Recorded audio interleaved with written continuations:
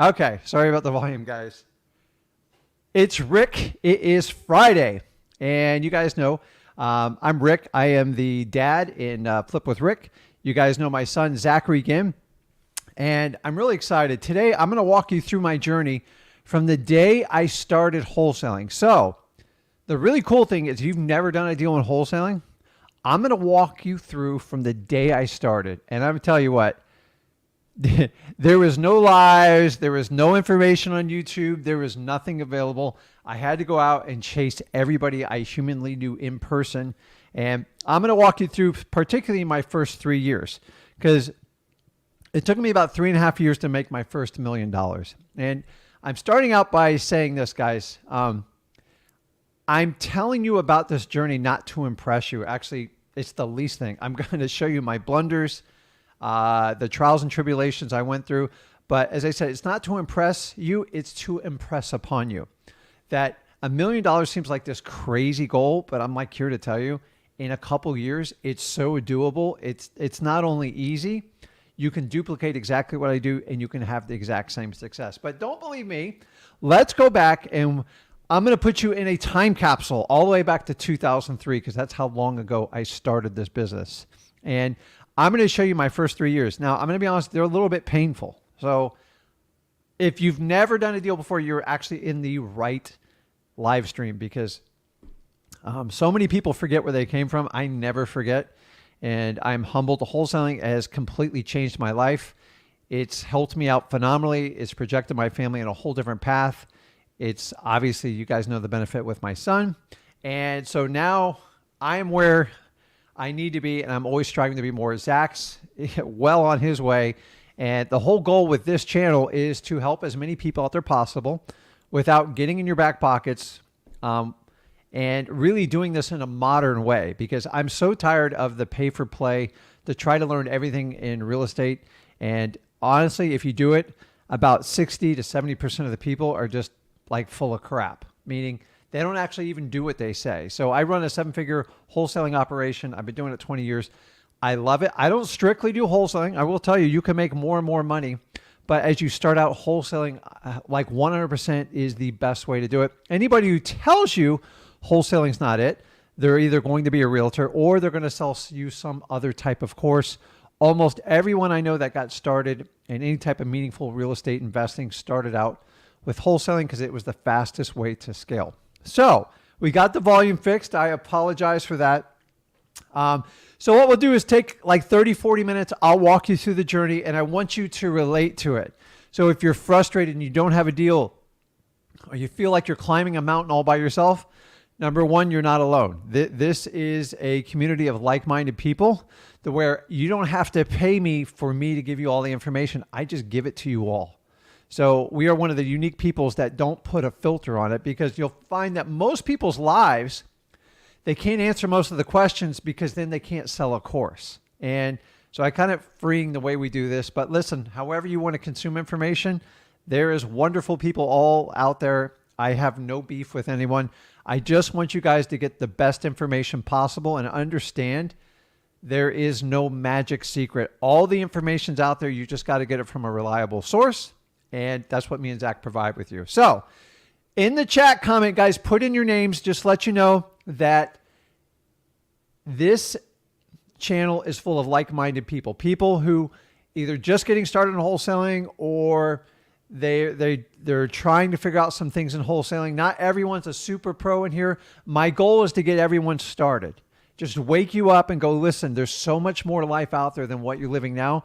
And if wholesaling, if you're attracted to it, there is an easy path to do it, but you got to put in the work. I'm not doing the work for you. I'm going to walk you through it. So use the comments to let us know where you're from. If you want to work with someone, make sure you vet everyone. I can't memorize everybody's names personally. I know a lot of you. If you go on these lives frequently, like a lot of you do, I get to know each one of you single-handedly. And if you do a deal with me and Zach, we do a lot of JV deals, then you really get to know us. Like, we spend a lot of time with people, but our requirements is it has to be a deal. So next week, we have a new system rolling out to basically smooth our transitions on JVs, because it's so awesome. You guys submit so many deals. but it does take an army behind the scenes for us to go through it because there's only so many hours in a day. And remember, guys, the main reason we do wholesaling is for freedom. Okay. So I'm not sitting behind a desk 12 hours and reviewing deals all day. I have someone and then they take the final cut and bring them to me and Zach. And I want you guys to be on that list. So before we get started, dude, it's Friday. I don't even know if it's a full moon. It's been a full moon out there lately.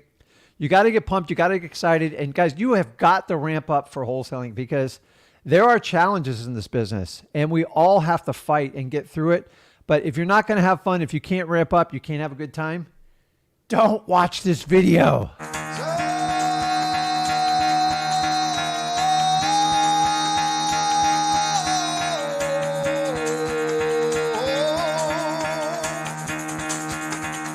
Get the fuck out of bed, bitch. Go.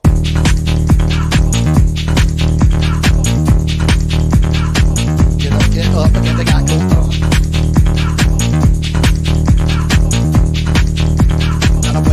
Time to wake up, bitch. Get up. Get up. Get up.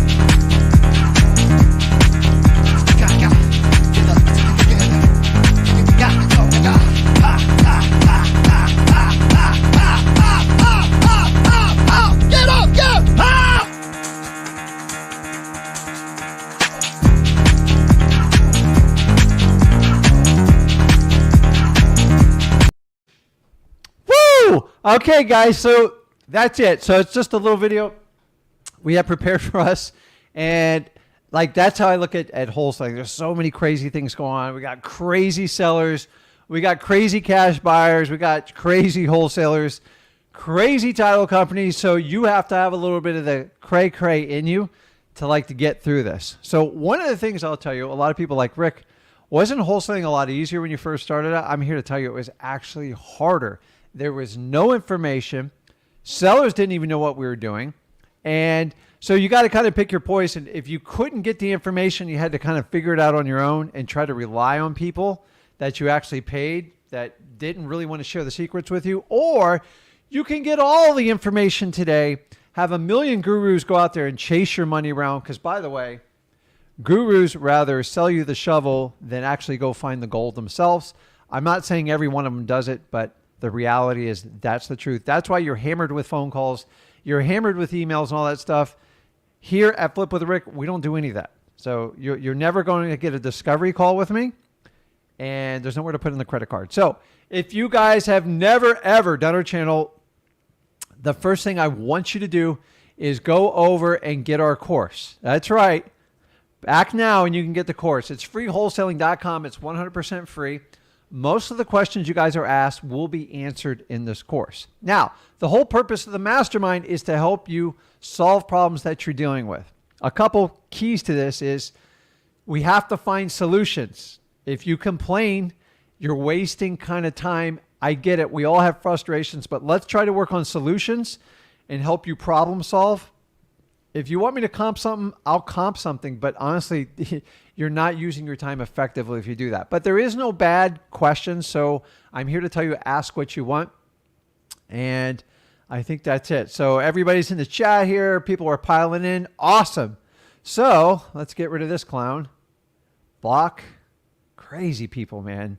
I just don't understand why people spam. But hey, everybody's got to try to make a buck some way, right? So today, I'm going to go through my journey of when I started out to my first million. And I said, dude, this is like not bragging. Honestly, it was a real struggle to get to this point. And I'm here to show you like the struggle's real. But I want to give you hope and promise that you can get there. And when we're done with this, I'm going to show you how you can do the exact same thing. So the idea is I think people learn from actual events in life as opposed to theory and like BS. And I'm telling you, I'm going to walk you through it. You're probably going to go, oh my God, I never even knew that. I thought about this. I want to keep it brief because I'm actually considering writing a book on all the stuff that's happened to me. And that's something you can kind of digest somewhere later down the line. And I promise you it'll be free. So if you guys are on hold, if you want to get in line for the Mastermind, get in there. You can stare at my mug. I can stare at your mug. I don't need, if you don't want to be on video, I'm fine with that. It's not a requirement. So what I do is if you get in line, just hang in there with me. And when it's done, I take everybody in order and we wrap up around 7 o'clock. So those are the rules with it. If you have a question, please put it in the comments and I will get to them. I try not to answer the same duplicate questions because obviously if they're written in the comments. So I try to treat everybody fairly. But guys, I'm going to tell you, I love the live interaction. I don't know anyone else who will sit here and just give away the house for free. Most people, as I said, they can't answer the questions honestly because it would reveal what's behind their course and then they couldn't ask for payment from you. So we remove that so I can be brutally honest with you. So without further ado, let's jump into it. How I became a millionaire by 37. So now guys, as I said, your age does not matter when you start. I've known people start in their 70s and this business done very well. Okay. So if you do wholesaling right, it is not a labor intensive business. It is actually a job you can do from a chair. So if you have a disability, any type of handicap, I'm here to tell you that's one of the other benefits of wholesaling because you can use your mind over your muscle. When I was younger, I used my muscles a lot more. I use them now just because I have to. So, but if you've ever been in a labor job, you understand when you get older, your back starts to break down. If you do wholesaling right, your back never breaks down because you're not doing it. So I want you to understand that when you get into it. So I actually started out when I was 33 years old. Okay. So if you go, okay, well, how do you get 37? Actually, it was I really didn't get crank until around like when I was 34. So 33, I kind of hit like I was frustrated and I made a decision.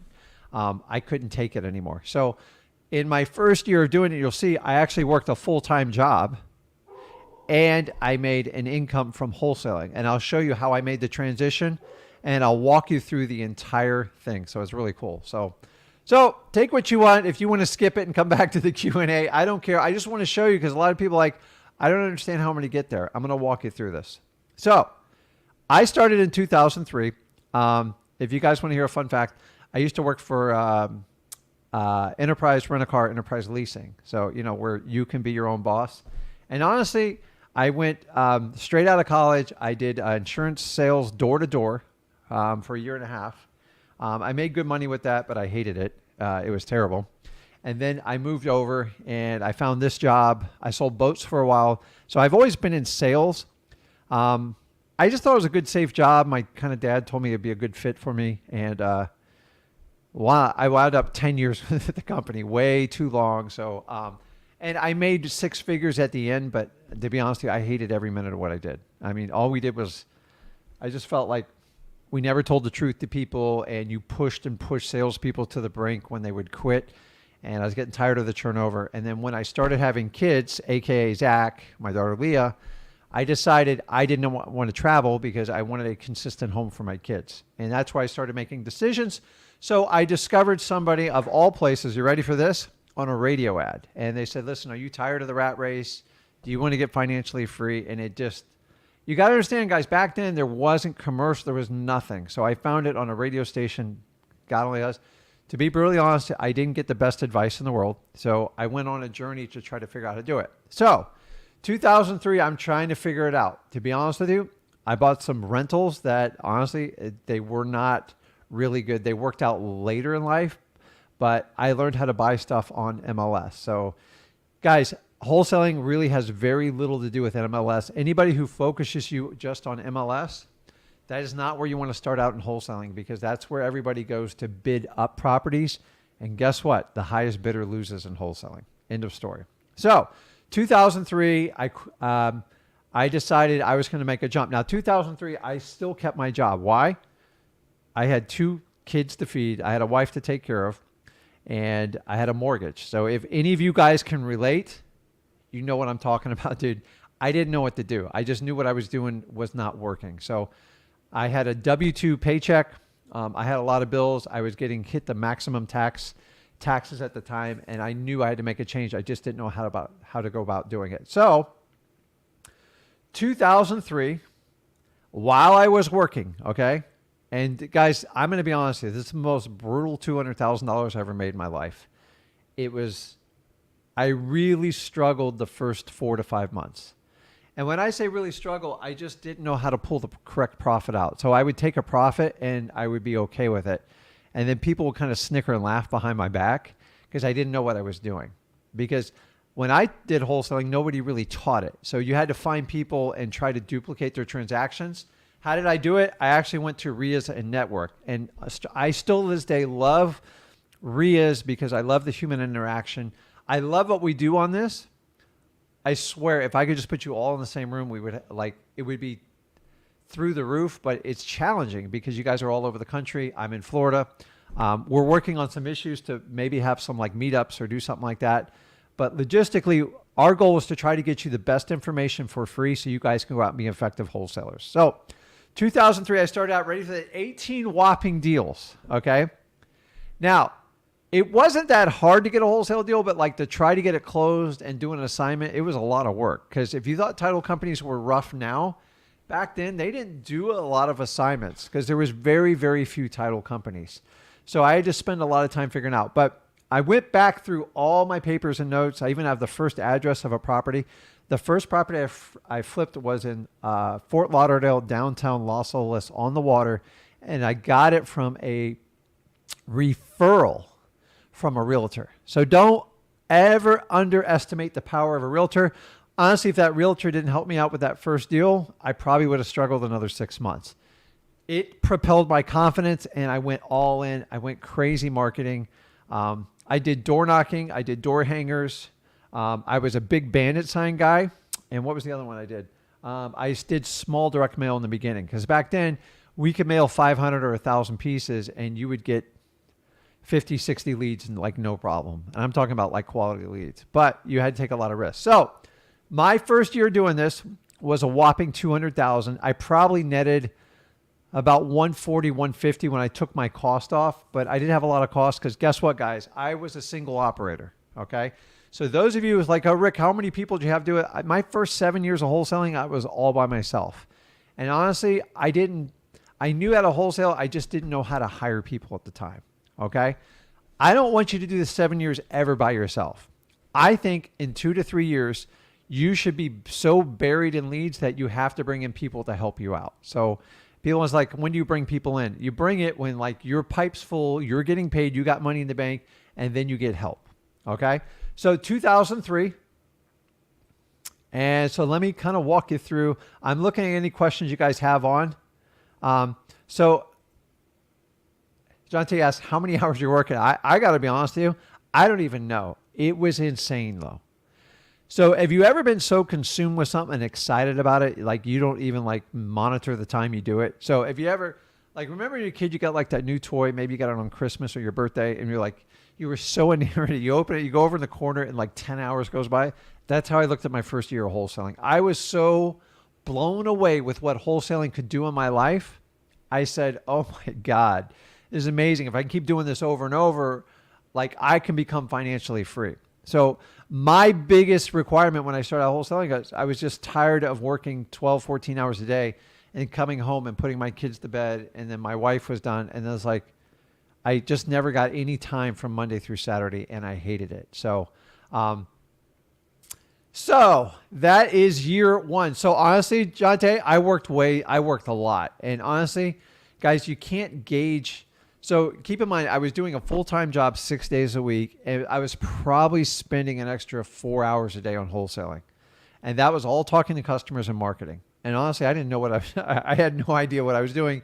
It was just working. And I'm here to emphasize to you, don't wait till you know everything in wholesaling because it's never going to come around. So you just take action and you keep learning steps as you go and you make money while you do it. So if I'm reading your guys' comments, so I don't mean to get distracted. So, okay. So year one, year two was better. Okay. I doubled my output and I netted. Okay. So the first one, I didn't do correctly on the net. This one, I netted 350,000. So I took off my marketing costs, which is about, I always did light marketing budgets between like 25 and 30,000 and I netted it out of this number. Now, 32 deals, I'm here to tell you, by yourself, it is a handful, but you're averaging like 2.5 deals a month, which to me wasn't that big of a deal. It was actually doable. The second year, I took time trying to figure out how to set up a business and how to run this. And I was just starting to drive myself a little bit nuts because remember, I did all sales appointments. I did all incoming leads. And to be honest with you, I got like really efficient at this stuff. Okay. Be honest with you, I was doing 40, 50 hours a week minimum. Okay. Plus I worked Saturday and I planned on Sunday. So I'm here to tell you guys, I'm not going to tell you I did this on like 4 or 5 hours, like every other day. It's not, if you really want to learn this business, you got to dive in it. But honestly, I've done a lot of businesses and I own different businesses outside of real estate. It's the same thing in any business you do. You get excited about it, you spend a ton of time in it, and that's how you learn. So there's very few businesses where you can just buy and walk away from. And if you do, you're probably going to get killed. Someone's going to take advantage of you because that's how business works. Because I've done that before. So it's not that easy just to buy it. So 2004, 2005 was like I got this business licked. I've got it figured out. Man, I'm having a blast. At this point, I was in over my head. I knew I needed help. I tried to bring other people in and I had a lot of pain. I got ripped off. I got deals stolen from me. I believe I encountered my first lawsuit in 2005, which is a whole nother video. I was sued by another fellow investor that I thought we were friends, but apparently we weren't. And so we got up to 45 deals and I netted 720, 725 was my calculation when I did it. And I'm here to tell you guys, that was a challenge. It was a challenge. I'm starting to feel a little bit burnt out. So I started bringing in people and I started spending money at this point. And you're going to see the connection I have on this. So Ethan says, listen, any advice on for someone just starting? Yeah. Go to freewholesaling.com and find your why and understand if you have the conviction and you want to see it out and you really want to change your life, you got to stick out wholesaling. You can't just put your toes in the water like anything else. Okay. So 2005, it's good. I'm burning out. It's a lot of work. The real estate market back in 2005 would have been comparable on how it was in like 2018, 19, right before our pandemic hit. It was really good. So the market was good. I was getting better. And I go, okay, listen, I just want to hit $1 million. How do I hit $1 million? I didn't want to hire a bunch of people because I felt like I wasn't the best communicator at the time. And I wanted to get there like kind of on my own. And to be honest with you, it was probably a mistake at the time. There were so many good people out there that could help you out. It would have helped out wonderfully. So 2006, notice I increased by 5 deals and I went up to 850 grand. And I got a story because 2006, when I really woke up and figured out, okay, there's more to wholesaling than just doing the max amount of deals. And I'm going to walk you through how I did that because it's not always about quantity, guys.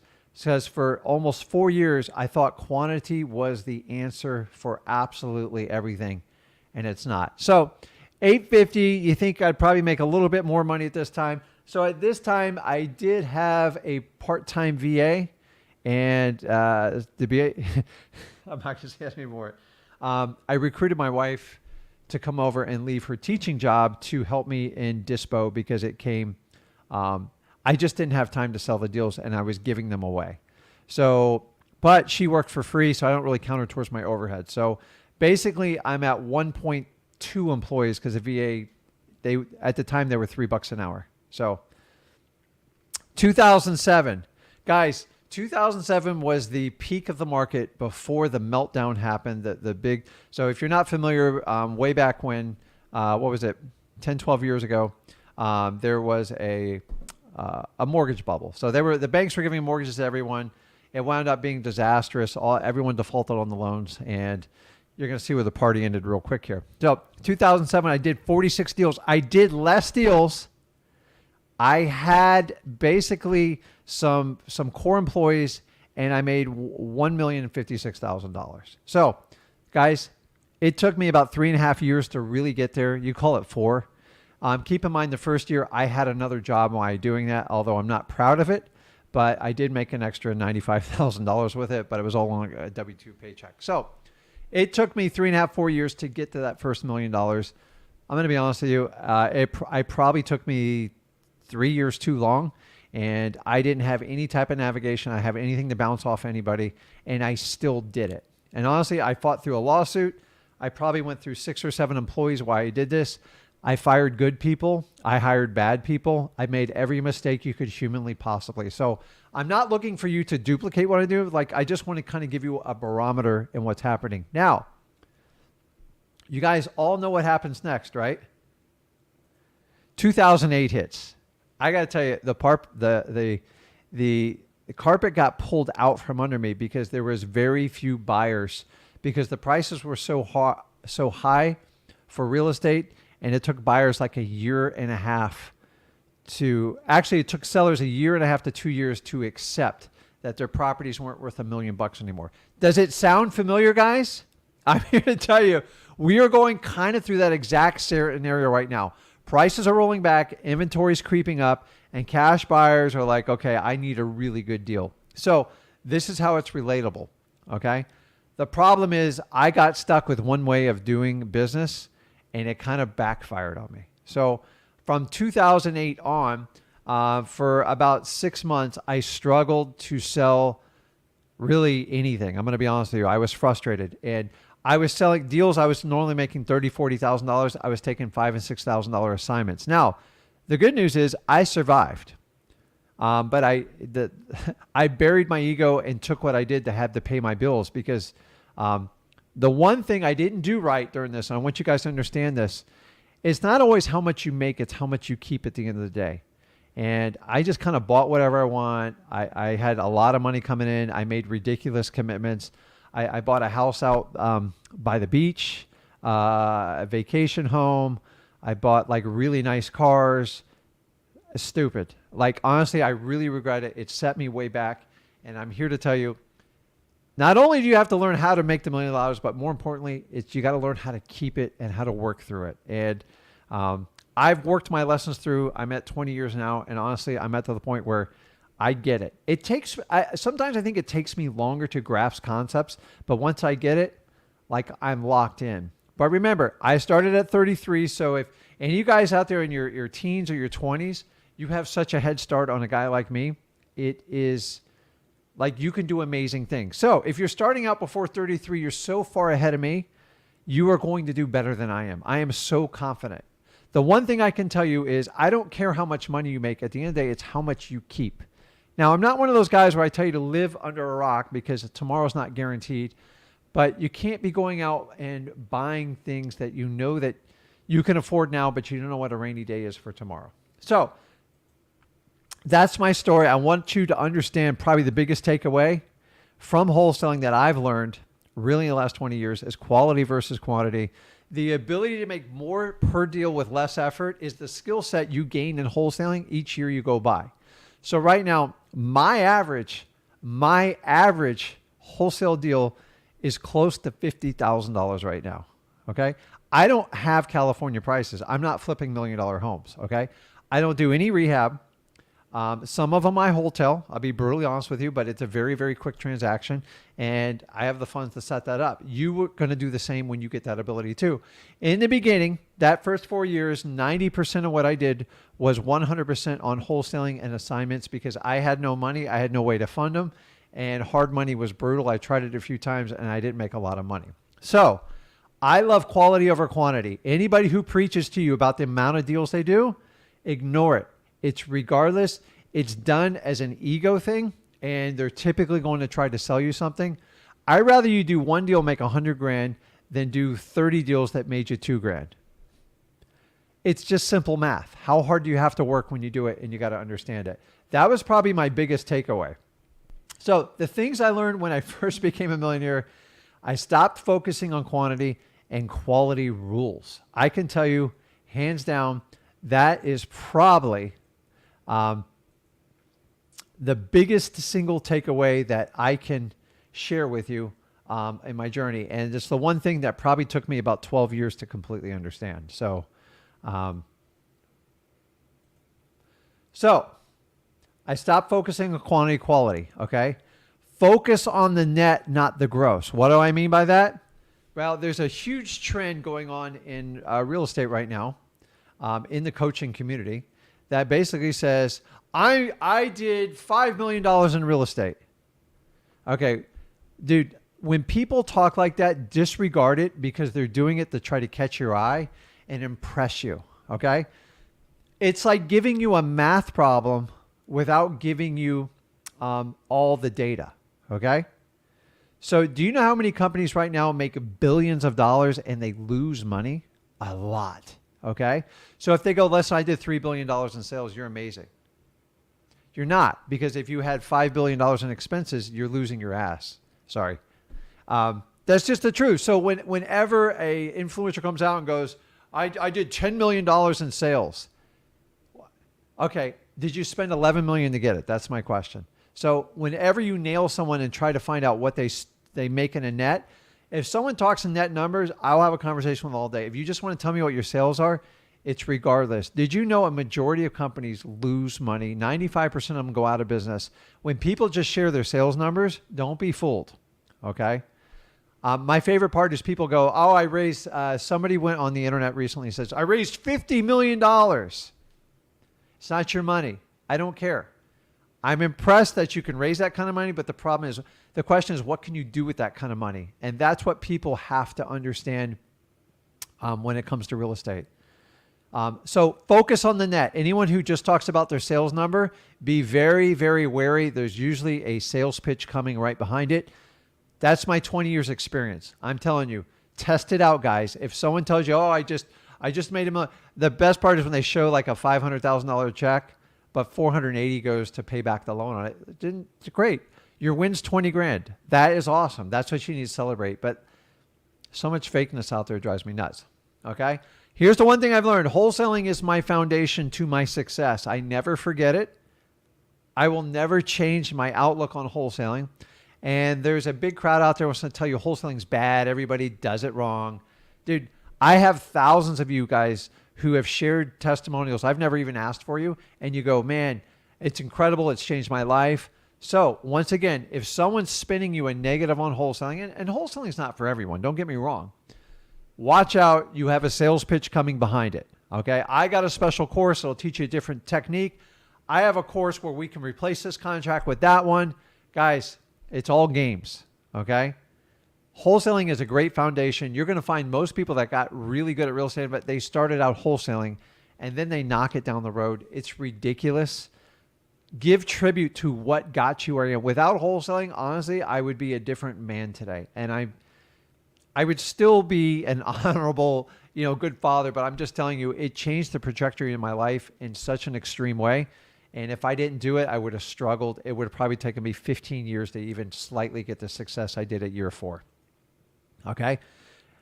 Here's a key one, guys. Never stop marketing. The only time I ever had troubles in my first 3 and 4 years is when I stopped marketing. So here's how it goes. We get all our lists. We get our marketing channels ready. We deploy them. Calls come in. We go out and visit people, start writing offers, start inspecting properties, get down to it. Then we find cash buyers. Guess what I forgot to do? I forgot to do the marketing every time. And it got to the point I sat down on a New Year's resolution. I came up with a marketing budget schedule and I go, I'm holding to this no matter what happens. I actually handed it to my wife and she held me accountable for it. I hated every minute of it. But once again, that put me to where we always had opportunity. So if you're a single operator, which a lot of you are, understanding you have to keep marketing even during the worst of times, because without marketing, you're dead. The downside of wholesaling is we don't get a lot of repeat customers. So we always have to be going out there chasing people and finding deals. That is the thing I hate about wholesaling, but it's never, very rarely do I get someone that comes, oh, I sold you this house. I've had one person sell me 7 houses only because I knew their entire life was a train wreck. And I set it up at the beginning. I'm going to buy all 7 of your houses. And I built such rapport with them. Now it took a 5-year process and I bought them all. Those are repeat customers. But for the most part, most people are one and done on wholesales because most of them should never own a property again. But they're not all like that. Okay. So never stop marketing. This is the key one I talked to you earlier about. All this money you guys are earning in wholesaling, it's what we call earned income. It means you earned your butt off to get it, okay? You have to find a way to take that, as much as that earned income, and turn it into passive income. I don't care if it's real estate, stocks, bonds, digital assets, whatever you choose. You're never going to be perfect on it. I've gotten my butt kicked on a lot of this stuff. I only teach you what I'm really good at, okay? So understanding, me and Zach never went in, taught anyone how to do digital assets or anything like that, because I'm just like you guys. Actually, I'm looking for leadership from people that have done it before. Most of that stuff is speculative other than real estate. I own a lot of real estate and I enjoy it. I particularly like the commercial aspect of owning things. And here's how I look at real estate. When I buy real estate, other than personal use for the family, I look to own it forever. Like, I don't have an exit strategy. It's in my will. Like, that's my legacy. That's what I want to pass down. Obviously helping as many as you guys. So guys, if you go out there and bust your butt for this, don't do what I did my first 4 years and spend it all. Okay. That first year, that second year, that third year in wholesaling, that will be the most important money in your life, because that's the money that will grow and truly set you up for whatever you want.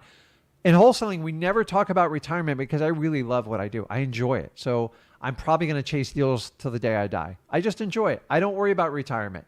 Retirement shuts your brain down. It's really rough on people.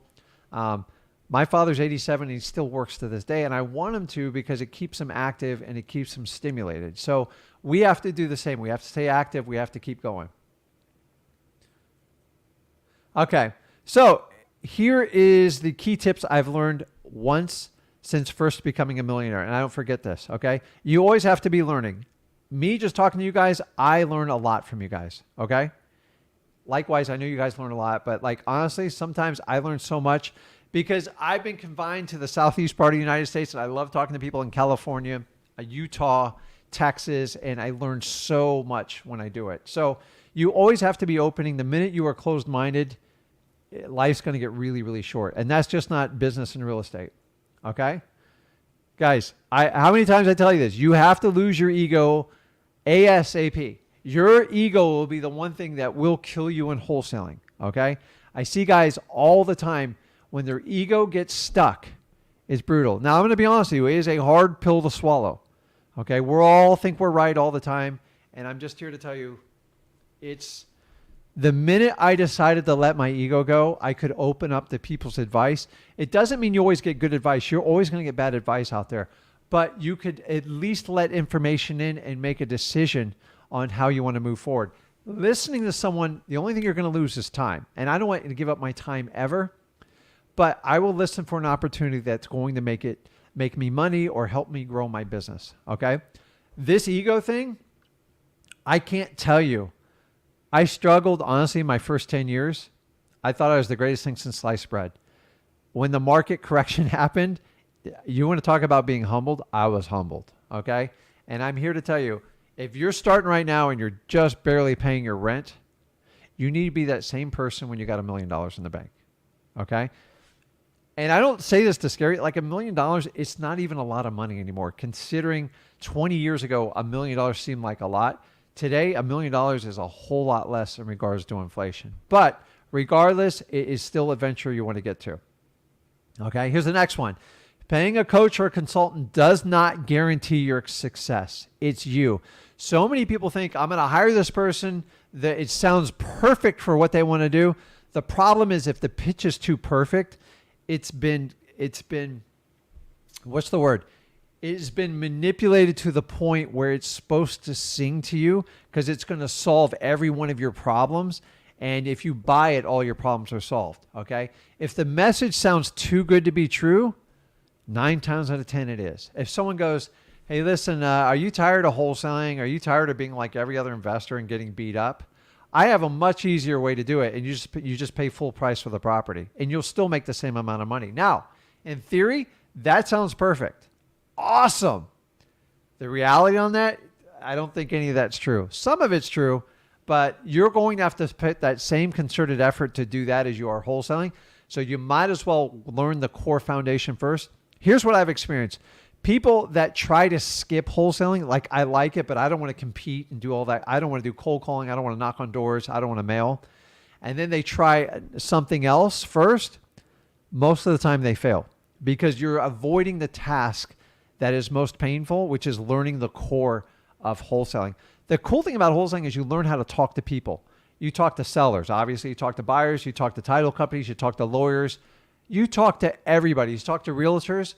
And you're going to have to do that in all areas of real estate investing. So you might as well take the one that minimizes your risk, maximizes your return, and wholesaling is 100% it. So whenever I see somebody who has a pitch, I have a way around wholesaling. No, you don't. You got a course to sell. Just tell me what the course is and I'll let you know if I'm in. Oh, I have to do a discovery call? Let me guess. There's going to be a salesman on the other side. Listen, I'm okay with hiring consultants and stuff. My theory, and I know Zach agrees along with me, is learn wholesaling as a foundational start to your real estate investing. Put the money in your bank. My suggestion is get to 100 grand and then make decisions which way you want to spend your money. Okay. Or you can go straight to $1 million like I did, drive yourself a little bit nuts. But I don't want you to take 4 years to get there. A lot of you can get there in 2 or 3 years. Okay. Let's see what else. Gross sales is a smokescreen. Beware. Someone tells you I sold $10 million in real estate. It means nothing. What did you net? What did you put on your tax return and when it was all said and done? That's all that counts, guys. So if I tell you I did $500,000 in real estate fees this month, awesome. How much did you spend to get that? How much did you spend to get that? Okay. Like, be honest. If you spend 100 grand, that's fine. You still made 400. But all of a sudden, it's like crickets every time you ask. Well, you know, we didn't really. You spent something. Nobody makes 500 grand where people just pour in your door. It doesn't work that way in wholesaling. Okay, wholesalers do not need an office. I'm going to repeat. If you're starting out wholesaling, you do not need an office. Sorry, argue. I've had 5 of them. I didn't need it.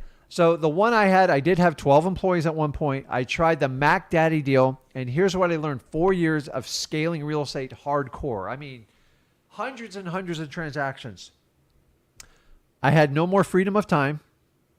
I was chained behind a desk. I constantly had to do it. And then I had to keep hiring like general sales managers. You talk about COOs, CFOs, and you have to even ramp up your operations higher to cover those costs. So when you grow an operation and you scale it, I mean, truly, sales staff, the whole thing, and I'm not knocking it. Like, I think it's amazing when people do it. Here's the secret. I made less money than when I worked by myself and a few employees because you typically take on a partner, you start, then you got to have a general manager, you got to have a sales manager, you have to have a transaction coordinator. And by the time it said you could do $4 or $5 million in sales, and maybe have like a $1.5 to $2 million profit. And by the time you split it with all the partners and the bonuses, guess what? My 1.056 million blew it all away. Okay.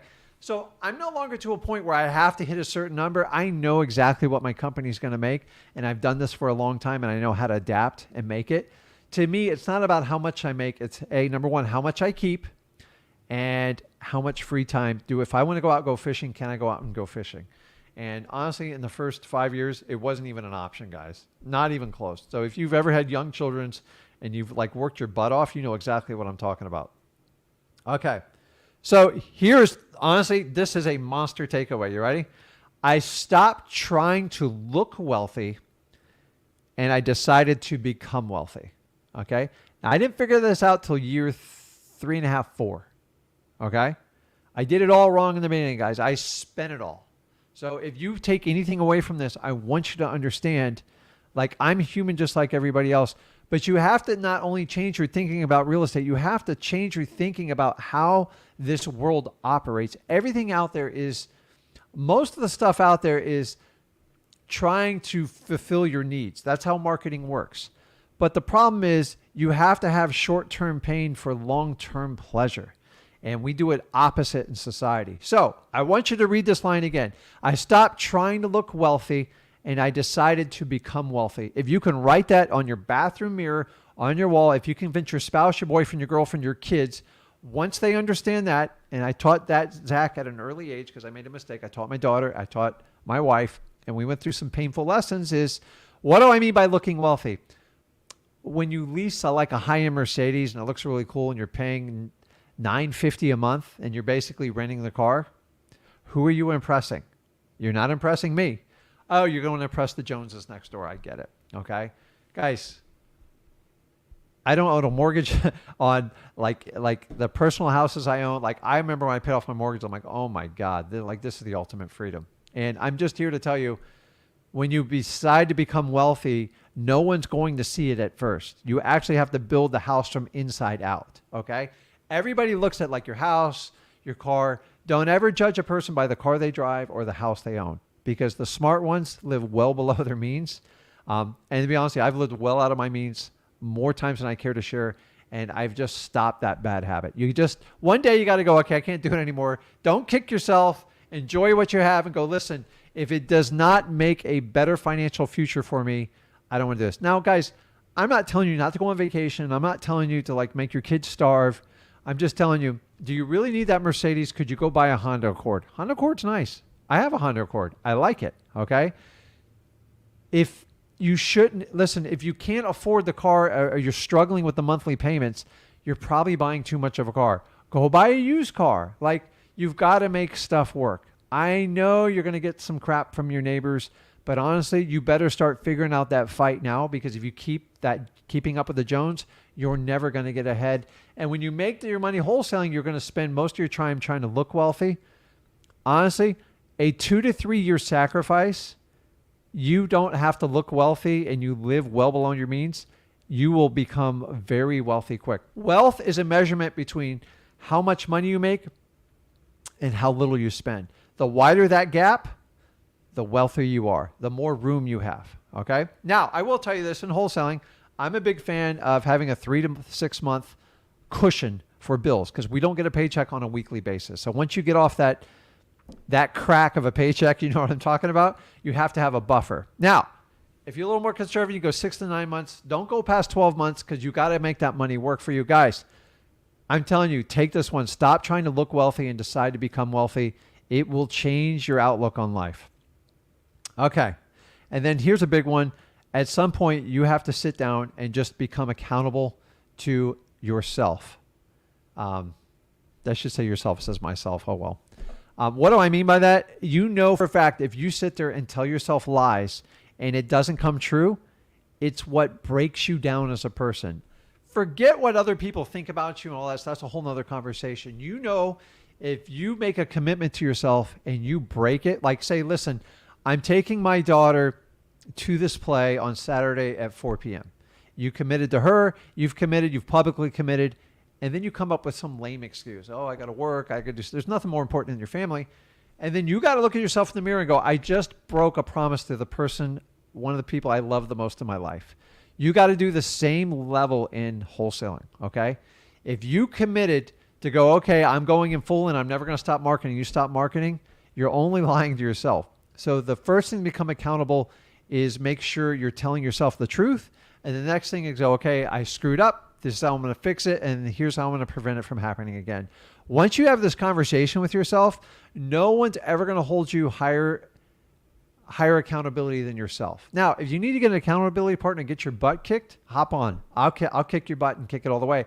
But you got to teach yourself to hold yourself accountable, because you have more conversations with yourself than anybody else out there. Okay? And then last but not least, you guys, life's too short. You got to have fun. Like, Rick, how do I have fun wholesaling? Dude, just have fun. Get people to smile. Get people to laugh. People that are extremely difficult outside of sellers, move on with your life. And some sellers, there's not enough money in the world to deal with them. Like, there's some problems you just can't deal with in wholesaling. Remember, you're a part-time psychologist. You're sometimes a cop. You're definitely a welfare worker. And a lot of times you're a psychiatrist with these people. Because every time I go, you have got to be kidding me. My favorite thing in the world is sit down with my salespeople, and they tell me the stories going on. I go, you got to be kidding me. And ask them all the time. I go, can I get in the car? Can I go meet this person? They go, watch it. She has like multiple personalities. So by the way, I've dealt with so many people with multiple personalities. Not that I'm an expert on it, but I understand how they think. It's crazy. I didn't even think it existed until I met people. And like we knew the day we had to meet with them, talk to them. We even talked to their family members and the title company to make sure we weren't going to have an issue. So, guys, that is it. Let me get off of here. That's it. So really, it took me 3.5 years to make $1 million. It was not a sexy road at all. And honestly, I had multiple times where I wanted to just throw in the towel. I was just so frustrated, or a deal would break my heart, and I didn't have a lot of deals going at the time. And then I just learned lots of volume. The more people I talked to, the better I was going to do. And the day I decided I didn't want to look wealthy, I wanted to become wealthy, and I was accountable to myself, my entire world changed. My physical appearance, my health, everything. I just go, hey, this is it. And listen, there's 2 ways to go in life. Life's hard, guys. Like it's hard, but it's not. And what do I mean by hard? You can choose your hard though. That's the beauty of life. Okay.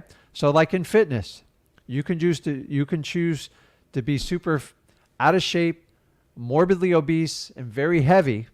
And it'll be easier for a while, but it'll get to the point, it'll get so hard you have to make a critical decision, and then you got to go to the extreme side. Or you could try to stay fit, eat better, you don't smoke, you limit your drinking, and that's hard too.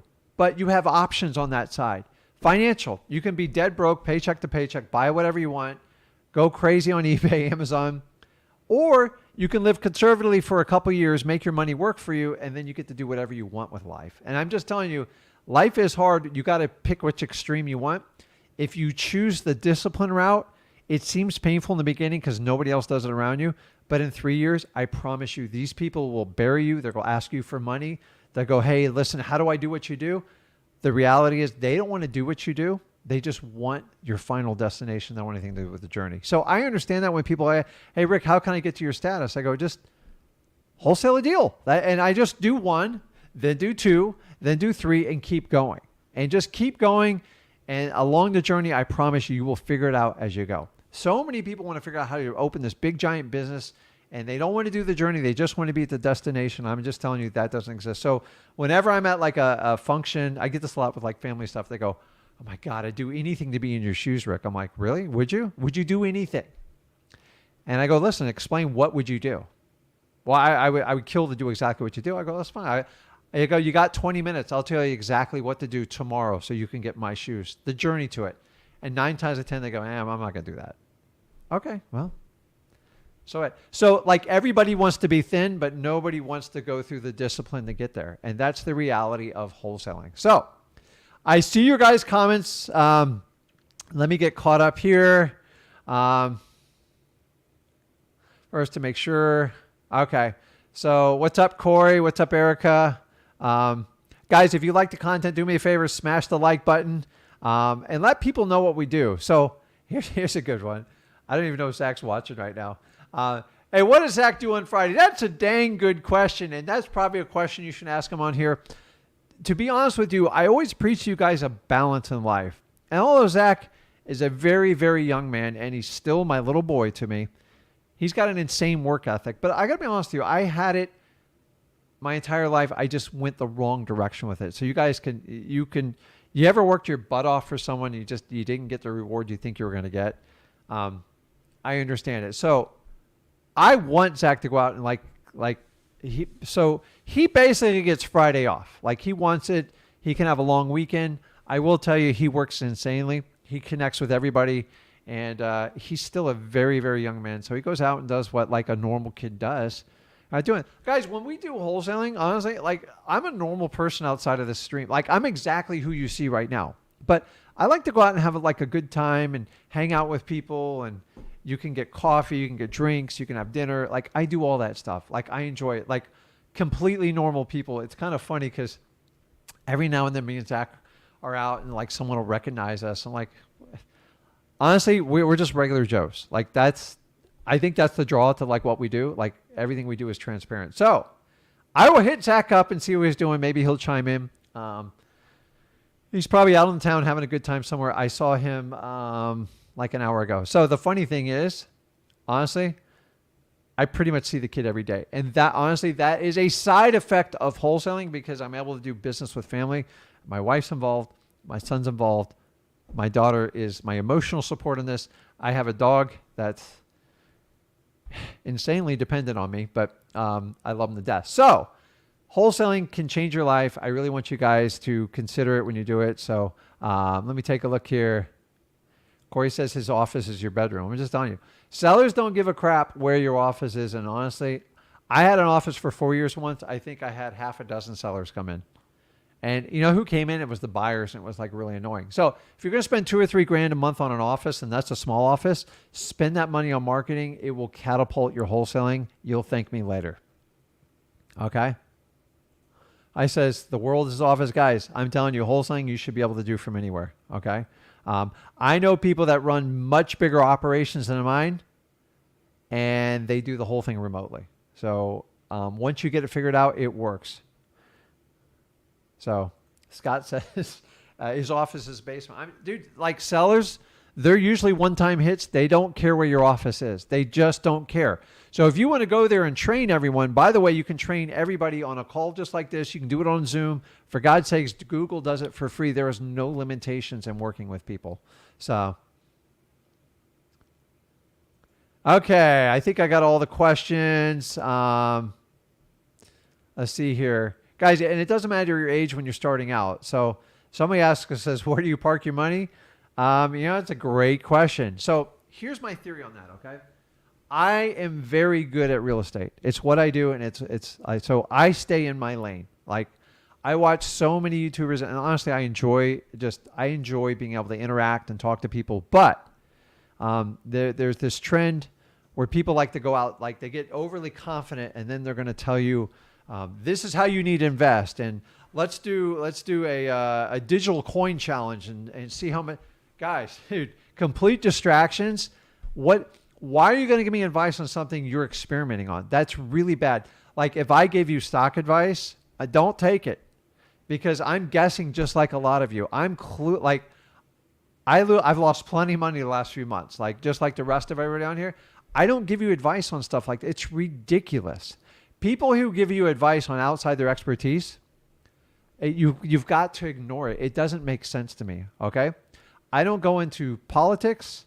Do I have beliefs? I do, but honestly, I'm somewhere in the middle. I'm not a crazy right, I'm not a crazy left, any of that.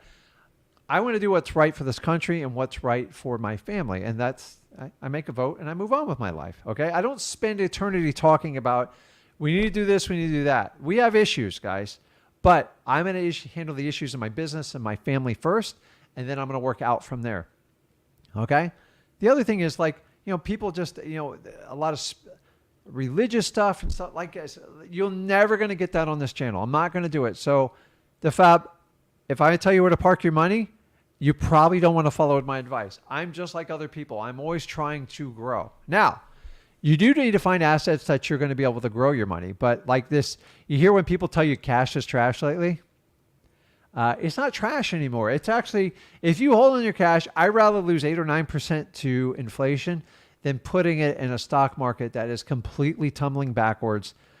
We have an entire earnings fest that's going to be brutal for the next 3 or 4 months. And honestly, sometimes if you park money, you can actually get so if I park the money, and then say I invested in November, December, and the market catapults 40 or 50%. Did I really lose 9-10% inflation? No. Whereas if you put like 100 grand in the stock market in January, if you came back to it, you probably got about 60 grand left now. Okay? So I will tell you this, you're only going to hear real estate from me when you find a real estate expert that starts trying to sell you, like anything outside of real estate, run. Okay, there's a big push on the digital art. I'm not going to say it because I don't want it to pop up, but the TFN, guys, dude, you do not want to be the experiment for that one. Okay, they are making promises. I don't think most of them can fulfill down the road. Unlimited events we do. I'm going to do weekly coaching calls. I'm going to do this. I'm going to do lives. You have to prepay for all of it and cross your fingers they come through on it. So. The other thing you got to watch for is when someone says, I'm going to give you lifetime or an evergreen access. Honestly, you know how many courses I bought with evergreen and lifetime access, and the people either don't do that anymore or they shut their business down. Why not sell it? Because you're the only one that's going to be able to call them to the plate. And if they're out of the business, your only option is to sue them. It's ridiculous. So, okay. That's enough of my rant. That's kind of a Rick rant. I thought about doing like a Rick rant corner, but, I appreciate it, Scott. Thank you. Ismail's right. Grab fear by the throat and slam it to the floor. I heard one the other day where it said fear has two meanings. It means fear everything and run, or what was it? Face everything and somebody help me out with it. I missed it on that. There's my ADHD kicking in. You guys don't want me talking too much. So let me jump on the live. So like a little heads up. If you guys just want as much help as possible, if you need help working on a deal, like a seller's pitch, or you even want to do any role playing, I'm happy to help with it. If you get on here and like rant about all your problems in life, and like, honestly, I'm looking to help you with solutions. So like, I'm going to make you accountable if you start complaining. Okay. I'm going to go into detail. I want to know what you did all day today. And if you don't know the answers, I already know where this is going. So I want to help out. Honestly, I do this for free. I don't have a course to pitch you. I have nothing. I'm here to help you out. So, let me jump on. I think I got Billy on first. He's been very patient. Let me clear this screen. And hey, what's up, Billy? Can you hear me? I can't hear you. Is it my volume? It was mine. I had it muted. Oh, okay, man. I'm looking for the remote. I can't find it, man. Hey, guys, by the way, guys, so you know when me and Zach do this, like, we're it. We don't have this giant staff behind the camera. I don't do these ridiculous, like, we try to make it as much value as we can do. And like, so we just learn how to do this stuff ourselves. But we're working on things to help you out. What's going on, man? Yeah, you guys are awesome. I got a scenario for you. So you brought up role playing, but first I got a little something to get going here. Okay, shoot.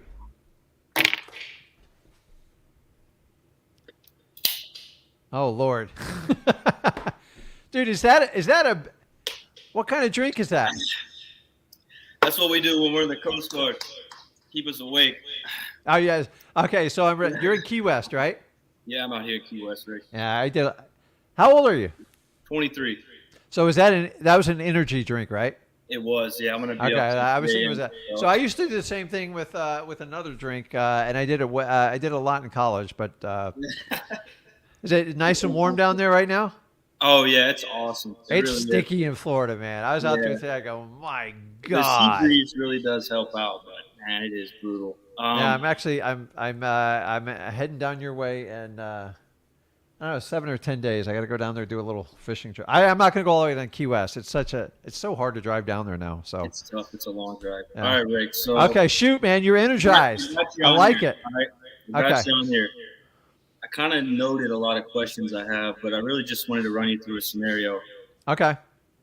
If you were 23 years old, with all of the knowledge you have, none of the income, nothing like that, you knew how to wholesale a deal from start to finish. You knew which leads were the best ones to pull. What kind of plan, what strategy would you use to get started? What leads would you target?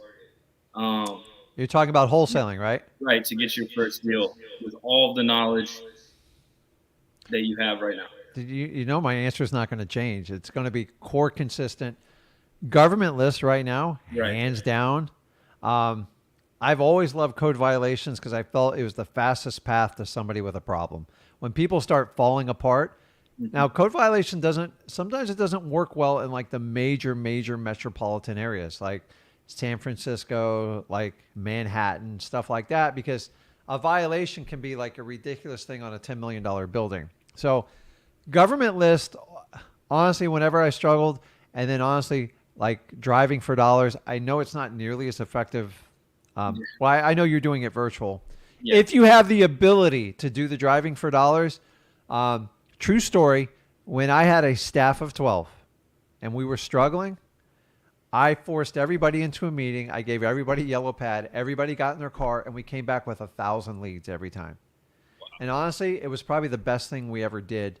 And I had to constantly enforce it. What I should have been doing is scheduling it twice a week and make it on everyone's calendar. But when you got 12 employees, like you can do a lot more damage with stuff like that. But honestly, if it's just one person and you go out and get 100 leads, then that keeps you busy too. So many times the answer is in front of you. Right. You just got to go, okay, what can I do? So a lot of times I go, okay, you have some longer term marketing plays. Probate's a longer term marketing play. The biggest problem, people, they get impatient with probates. Well, it didn't work. I've gone 4 months and haven't even got a phone call on probates. Like, this is when we did inbound leads. Now we do a lot more outbound. But like, while you're waiting for stuff like that, the other thing you're missing in driving for dollars is just networking. Like, going out and talk. I guarantee you right now, I could go to a RIA meeting next week. You give me 2 hours in that room, I guarantee I'll walk out with a deal. Like, guaranteed. Only because I know the art of networking, and I'm going to find someone that found a deal, doesn't quite know how to do it. I'm going to pitch them how I can walk them through it and get them to the finish line, and I'm going to treat them with dignity. The problem at RIAs, there's a lot of like old investors there, and they do target the younger people, and they will take advantage of people. Like, I've been taken advantage of multiple times because I was naive. I just wanted to get deals done. I had no roadblocks. And then what happens when investors get older, they do the opposite way. They're like, oh, I'm not going to show you anything. I know it all. Like, you're going to have to go. You have to pay a tax to go through me. And I go, and so a lot of you see right now is why I do it this way. Because I've been through, dude, I've been ripped off hundreds of thousands of dollars just on mentorships and coaching. This is one of the reasons I do this. And like, I'm not the only one who does the story. Go talk to all the other big ones. They'll tell you. I went through 5 idiots to even figure out how to do wholesaling. When I did wholesaling, nobody taught it. And I had to figure out, and then I'd find a guy who did. I go, can you show me how to do it? He goes, yeah, I'll give you 10% of the deal. I would find the deal. He would take 90% and give me 10. Jeez. I was barely even a bird dog. And I got sick of it. And I'm here to tell you, the really cool thing, guys, even though I told you I was a fool for 4 years, I spent a crap load of money. Like, I make $1 million, I probably spent 2, like just like that. I bought stuff. And remember, when you're buying houses and amortizing cars and stuff, like, it seems cheap at the time until the bills start to come due. The thing is, even though when I didn't have a lot of money and I had to reinvent myself, like your clue is, I still had the skill set. I go, I can do this. Right. And long story short is, when we transitioned from 2007-8, I did have some extra money. I wound up buying an extra business. I'm not even going to go into the details. I spent a lot of money, and I thought I was buying cash flow. It had nothing to do with real estate, and I got my butt kicked. Yeah. And you know what I did? I hung on for that business for a year and a half, almost 2 years. And one day, my lawyer just looked at me and goes, why don't you just give it up? I go, yeah, but I'm going to lose $500,000. They go, just give it up. And I thought about it. I went home and I don't know, you call it pray. I meditated on it, and I just said, you know what, I'm done. And I sold it to another person. I lost, ready for this, $500,000 real cash that I earned from my real estate investing business. And the next day, I went out and I found a deal and I made $60,000. I go, what the hell did I buy that? And I learned a valuable lesson. It's so many people, like, if you want to buy a business, there's companies out there that will brokerage like business. They all lie to you. Oh my God. You think real estate's bad? That one's the worst. And so I went back to what I did, which was real estate. I love talking to people, and I learned a lesson. Even when I didn't have a lot of money, I went back and I made $60,000 like that. I go, okay, I know how to do this. Now I've learned all the lessons. So the big part of what you do is the journey, is you learn along the way. It doesn't matter if you're in the military, the Coast Guard, you're a real estate investor. As you know, from the day you joined the Coast, how long have you been in the Coast Guard now? 5 years. Yeah.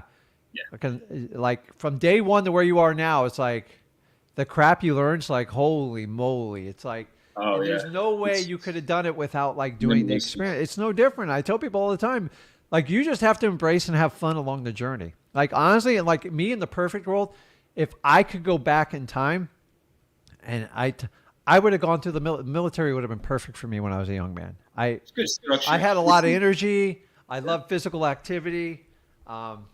I needed more discipline in my life, and once I follow a schedule, I'm like rock solid. And I didn't have it, and a lot of my people sort of, I just didn't understand it. I was rebellious. I was stupid. And I'm not here to say everyone should join the military, but I think if every kid got like a couple years in the military to understand like what goes on with it, I think it would benefit all of us. So that's not like listen, I love the military. I think it's really cool. I think it benefits any but young person because it kind of gives you skill sets. And I love, because the one thing military will force on you, like Coast Guard, everything, is discipline, right? Oh, yeah, self-discipline. And discipline is the hardest part of wholesaling. So I'm here to tell you, like when I was a young man, I loved to play football. I was okay at it, but my coach says, you got to go over and try this wrestling thing. I'll make a man out of you. I go, how much harder can it be in football? And I remember going from a football mindset, and I remember going to that wrestling mat. I walked out of there. I wanted to cry to my mama when I was done. I've never got my butt kicked so bad. Everything hurt. I could barely breathe. I was like, I didn't know the human body could even endure that. And it kind of woke me up. And meanwhile, I struggled wrestling. I did okay because I only had a year and a half. And then I learned it was all about discipline. And then fast forward, I go, hey, when my son was going up, I kind of guided him to wrestling. And I go, and I looked at him, I said, listen, if you can give it 4 years, it will teach you discipline. And like anybody who does, like, I love sports and events, but like I'm biased. I think wrestling is the one sport that makes you go out there. You have to be disciplined. You do have a team and you have to help your team win. But then it's an individual sport and it's painful. So like tennis would be equivalent, although they're just beaming a ball at you. But in wrestling, so I remember my son sitting out there, like, you have your like girlfriend in the crowd, your mom's there, and you go, oh my God, like the state champs on the other side. You know you're going to get your butt kicked, and you just got to still go out there and fight the fight. Like I know sometimes I got to go up against a lawyer. I know he's going to attack me. I'm just like, I'm still going to fight the fight if I have to do it. I know when I have to deal with a seller, it's extremely difficult. So like I pull life events out of like that. So like your military experience, I'm telling you, is going to be better than most wholesaling programs. It's just the truth, because most people in wholesaling, they lack the discipline and they don't understand how to do it. Discipline is a skill set. It doesn't matter if you're folding your clothes, you're shining your boots, you're waking up at 5 a.m. It's a set, you do it, and you're just to go, this is non-negotiable, right? Right. If you can take that same mentality in Coast Guard and do it in wholesaling, you will do phenomenal. It's not optional in the military. What's that? I said it's not optional in the military. It's not optional. There's a consequence for it. And honestly, in business, there's a consequence if you're not disciplined. And it's not like you don't get kicked out. You just go broke. Yeah. And that's the consequence, and your whole family will suffer. So like, I really commend what you're doing, because like it's hard enough to concentrate just doing like the military alone. And so like the life lesson is, even in wholesaling, if you do something so stupid, like you go out and buy a $3 million house, something stupid like I did back then, is it just like it was too soon, too quick, and they were giving loans away like candy at the time. I could have bought anything. The bag boy at the local grocery store could have bought anything. That's why you created the mess. So I learned a valuable lesson when it was all said and done. I go, I have the skill set. Nothing can take it away from me. I'm just going to go out and apply it. I'm getting rid of all the crap in my life, and I'm just going forward. Now, when I do a deal, I live on what they call the 20% rule. Have you heard of that one? Let me explain it real quick. I teach everyone a lesson here. Yeah, if you can whatever you make, if you can live off 20% of that paycheck or whatever it is, you'll do phenomenal. They go, well, Rick, I only make 40 grand a year, 40 times 20, that's 8 grand. I go, see, now you're starting to understand how the problem works. The problem is not the 8 grand, is you just got to go make more money. Okay. Because here's what happens. Okay. You make 100 grand. Now I got 20 grand to live. That's not going to do much these days, but a lot of people are living at home. You're like in the military, you can set the money aside. Now you make 200 grand. Like, okay, I got my wholesaling go. 20% rule, right? That's 40 grand. Okay. Now I'm barely getting by. I can do it. What I've learned is if you can listen, you make 20, you make it 25, you can make it 30. I don't give a crap. Okay. 35 to 40% of your money is going to taxes. If you like it or not, it's going one with this. Sales tax, property tax, it's endless. Okay. And when you get to my tax bracket, they're taking 33% of it, like right off the top. Okay. Once you start making 300,000 and 400,000, I showed you that. It's really easy to do 20% rule. The problem is most people wait till when I make $500,000, I'll follow Rick's discipline plan. You won't. I went through this. It took me 7 years to accept that truth. Okay. 4 years out spending and 3 years of figuring out how to redo it. So maybe you go, okay, I'm going to take 40% of my money or 45 and then go, okay, every year I'm going to dwindle it down another 5%. If you do that in the beginning, the reason why Zach is so successful to do it, I started having him invest when he was 14 years old. Now, he didn't know anything about real estate. He knew of it. And then he did the stuff like take 10% of your income, set it aside. Do you know what that stuff does when you're 14 years old, like 10 years down the road? It's phenomenal. So he lives under the mantra, like he's extreme. Like he's well below the 20%. But in the beginning, people are like, well, I can't live off 8 grand. I go make more money. And that's the whole point of the whole problem there is you don't have an expense problem, you have an income problem, as Grant Cardone would say. And that's what you need to do. I love what you do. Like, honestly, if you can take your discipline and my course and like blend it together. And how old are you now? I'm 23 now. I've been in the military since I was 18. That's amazing. Honestly, if I had to go back in time, I probably would have done that. And I don't know if I graduated. Yeah, I graduated high school a year and a half early, and I worked as a rough. And then you get benefits of the military even if you decide to go out of it to a point, right? Oh yeah, I still get certain health benefits and GI Bill, and you guys know what I pay for. This is crazy, but like this is the screwed up part of being an entrepreneur. You know what I pay for my family's health care? And like my son's on his own, like he's completely on his own. How much? $2,000 a month. Jesus. That's just because I don't qualify for like government programs, because if you make a certain amount, you just don't do it. So it's insane, but like that's how the world works. But I do go out and get like the best. Like after you spend $1,500, you might as well just go out and get the best you can. So and I don't do this to scare you guys, but like after you make like $100,000, like you got to go out, everything's private and you got to go out and pay for it. That's fine. So it's not to scare you, but you do get better coverage with it. But the expenses will go from there. So I didn't mean to go off on a tangent. What else can I answer for you? I'm just telling you, if you get the skill set, no matter, even if you screw up completely, as long as you're alive, you can take that skill set. They can't take it away from you. The only way they can take it away from you if you commit a felony. It's really hard to do real estate behind bars. I'm just telling you. I've yet to see anybody that can do it. So if you avoid that part of it, you're fine. So, and the only way you can get in trouble in real estate like that, if you completely mislead people and like lie, that's when you get in trouble on it. So it's got to kind of disclose that you're doing wholesale. That's why I'm excited, guys. I went through the lesson. I sat there. I go, oh my God, I'm broke. This didn't work out. That didn't work out. I bought a business that didn't work out. And guess what?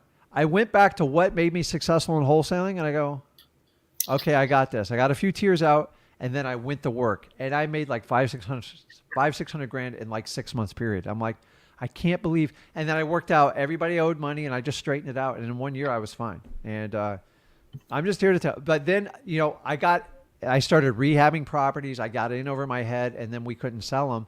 And it took me 2 years to unwind that mess from 08 and 09. And that's when I made my mistakes.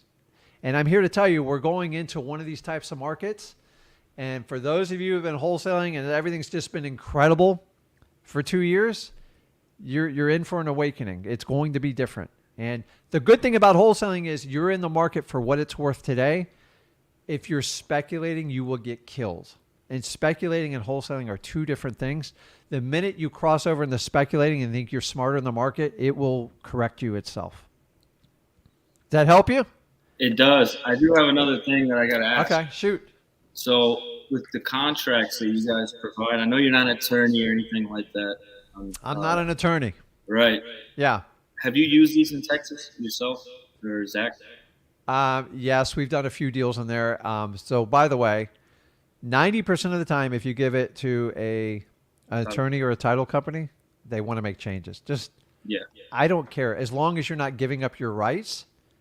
Do you understand? Every contract is open to interpretation. We take, in Florida, we have what they call the FAR bar. It's approved by the Board of Realtors and the whatever the association is for lawyers. They all agree. It's 21 pages.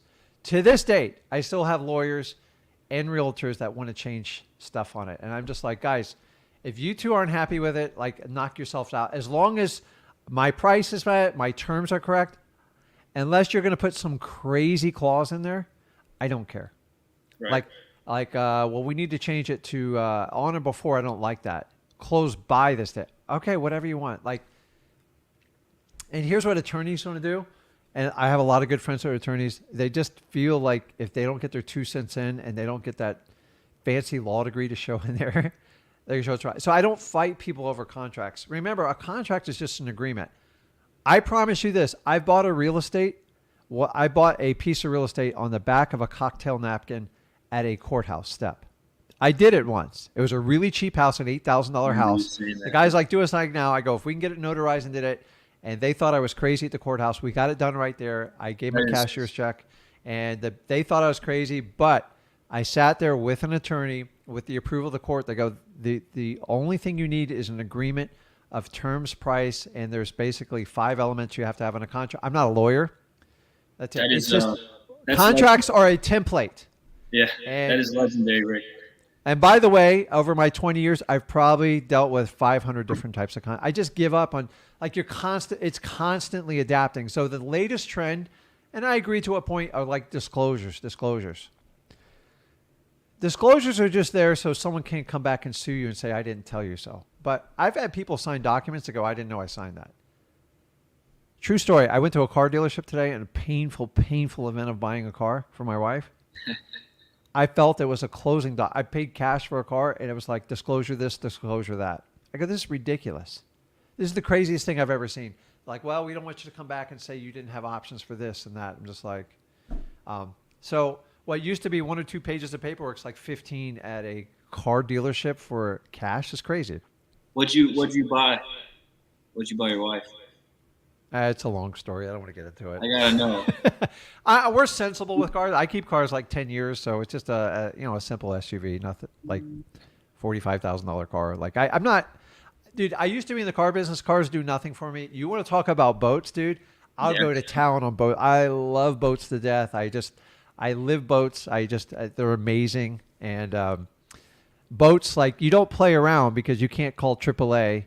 And when you're halfway between here and the Bahamas, the Coast Guard's going to like, okay, if you were a big boy to get that far, you can figure out how to get home to a point, as long as your life's not in danger. So it's, I've had a lot of good friends in the Coast Guard, a lot of friends in Alamorada and Miami, and they kind of sit there and tell me every story. I've been saved by the Coast Guard multiple times. Yeah. I've been pulled over by the Coast Guard. I got pulled over in a high-end stakes tournament on a 70-foot yacht that I thought it was like really, really bad. It was on a really rough sea, and the Coast Guard boat pulled up, and the guy, I was working on the boat, and it was swaying. This is out of Key West, long time ago. Really? And I was only 19 years old, and I remember the outrigger coming over the boat, and the guy tried to prevent it, and then it got caught up. I believe it got caught up in the sonar of one of the Coast Guard boats, and I remember watching that thing.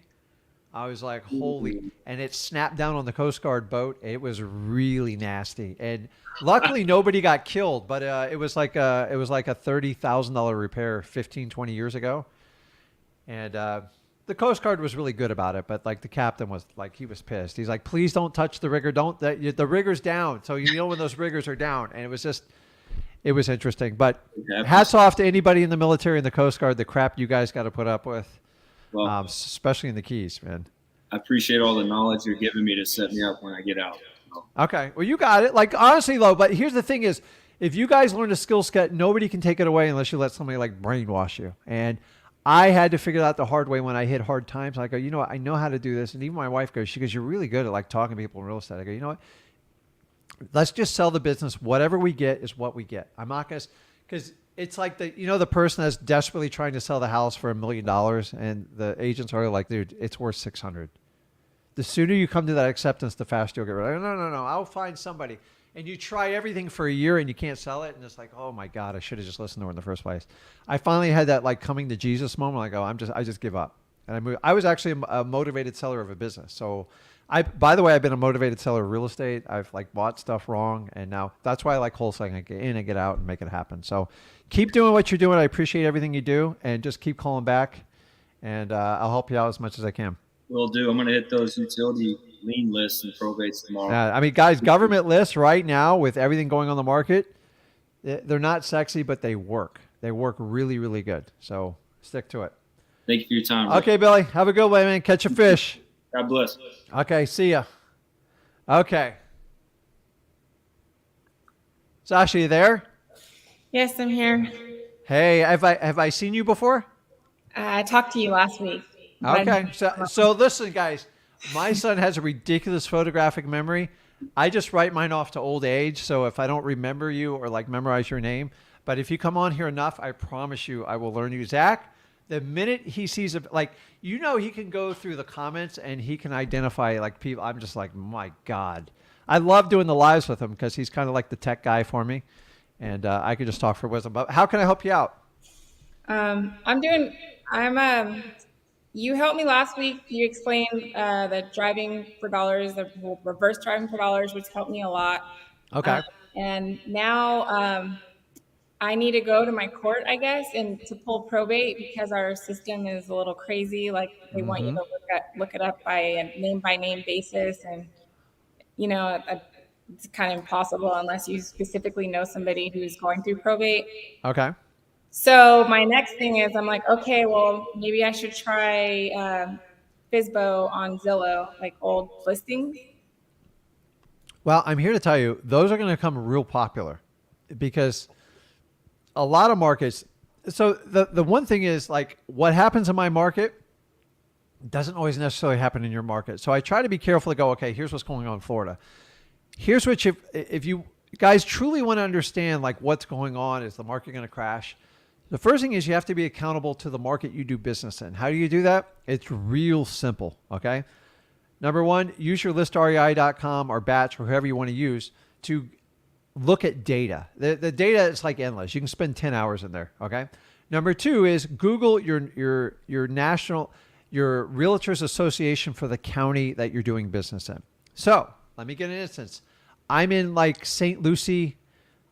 I'm going to try to pull it up while I do this. I do a lot of business in St. Lucie County. So I type in St. Lucie County Board of Realtors. I pop it up. Guess what? They have an online spot where you get monthly data for the last 20 years. Here's the downside. You get the data, but it's 3 to 4 months behind. Okay. That sucks, right? So what you can do is like right now I'm starting to pay attention to the data because now we have like May's coming out. And so I'm watching the numbers as they come out. And that's one way to find out what's going on in your local market because like Florida, the high-end stuff is struggling, but the low-end stuff is moving like lightning fast. But I'm hearing in other parts of the country, like all the stuff struggling. So if you guys really want a clear, crisp thing and stop relying on influencer stuff on the market, what's going on, all real estate is local. It's all local. What happens in my market doesn't mean it's going to happen in your market. Okay. So you have to take accountability and look at the data when you do that. As far as the probate, like your story is echoed like through everybody. Every county makes probates different, even in the same state, and it drives me nuts. Here's the key is once you figure it out and you crack the code, then you'll be fine. So for example, they're trying to have you look it up case by name, correct? Yes. It's BS. Okay. Do you not think that great court system, which we all pay taxes into, especially the locals, you don't think they have like a master docket of all the probates open? They do. Okay. How you get that information is going to be up to you, and you have to kill them with kindness. And remember, to beat resistance, you got to keep on them with persistence. Like they told me all the same stuff when I started doing probates. And guys, I told you I started in 2003 in real estate. Do you know when I started doing probates? 10 years later. I didn't understand it. I was scared to death of it. And so I'm here to tell you all the stuff you told me about probates, my personal experience in my local courthouse. Actually, the first time I did, I walked away and I'm like, I don't understand. And my wife reminded me, she's like, just stay in their face. They'll give you an answer. So sometimes it takes a family member to go like, you're stronger than that. Go back. And all I did was spend a lot of time with a lady. And she goes, listen, I'm going to break it down for you. And she gave me the secret code on how to get access to the docket as opposed to each individual case. Now, at one time, I got really creative, and I want you to think outside the box here. If you can't get through that wall, do you know who has access to all probates within the county other than the judge? Do you know who? Clerk? The county clerk? Lawyers. Lawyers all do. So in the state of Florida, they call it a benchmark system, okay? And they pay they have to pay a fee to be into it, and then they can, any cases they're associated with or anything they need to pull up, they can grab that stuff online. Now, a lot of counties have switched to paid for commercial accounts where you can pull it up. But at one point, I would work with an attorney and they would feed me the dockets. In return, I would do probates with them or give their assistant a set amount of fee, maybe at $50 or $100 a month. Guys, I don't know how legal that is, but like it worked for me. And the thing is, I went outside the box when I couldn't get them at all until I figured out how to get them myself. So I'm just telling you, what you're saying is the complete norm is what they're going to tell you. I'm just giving you ideas.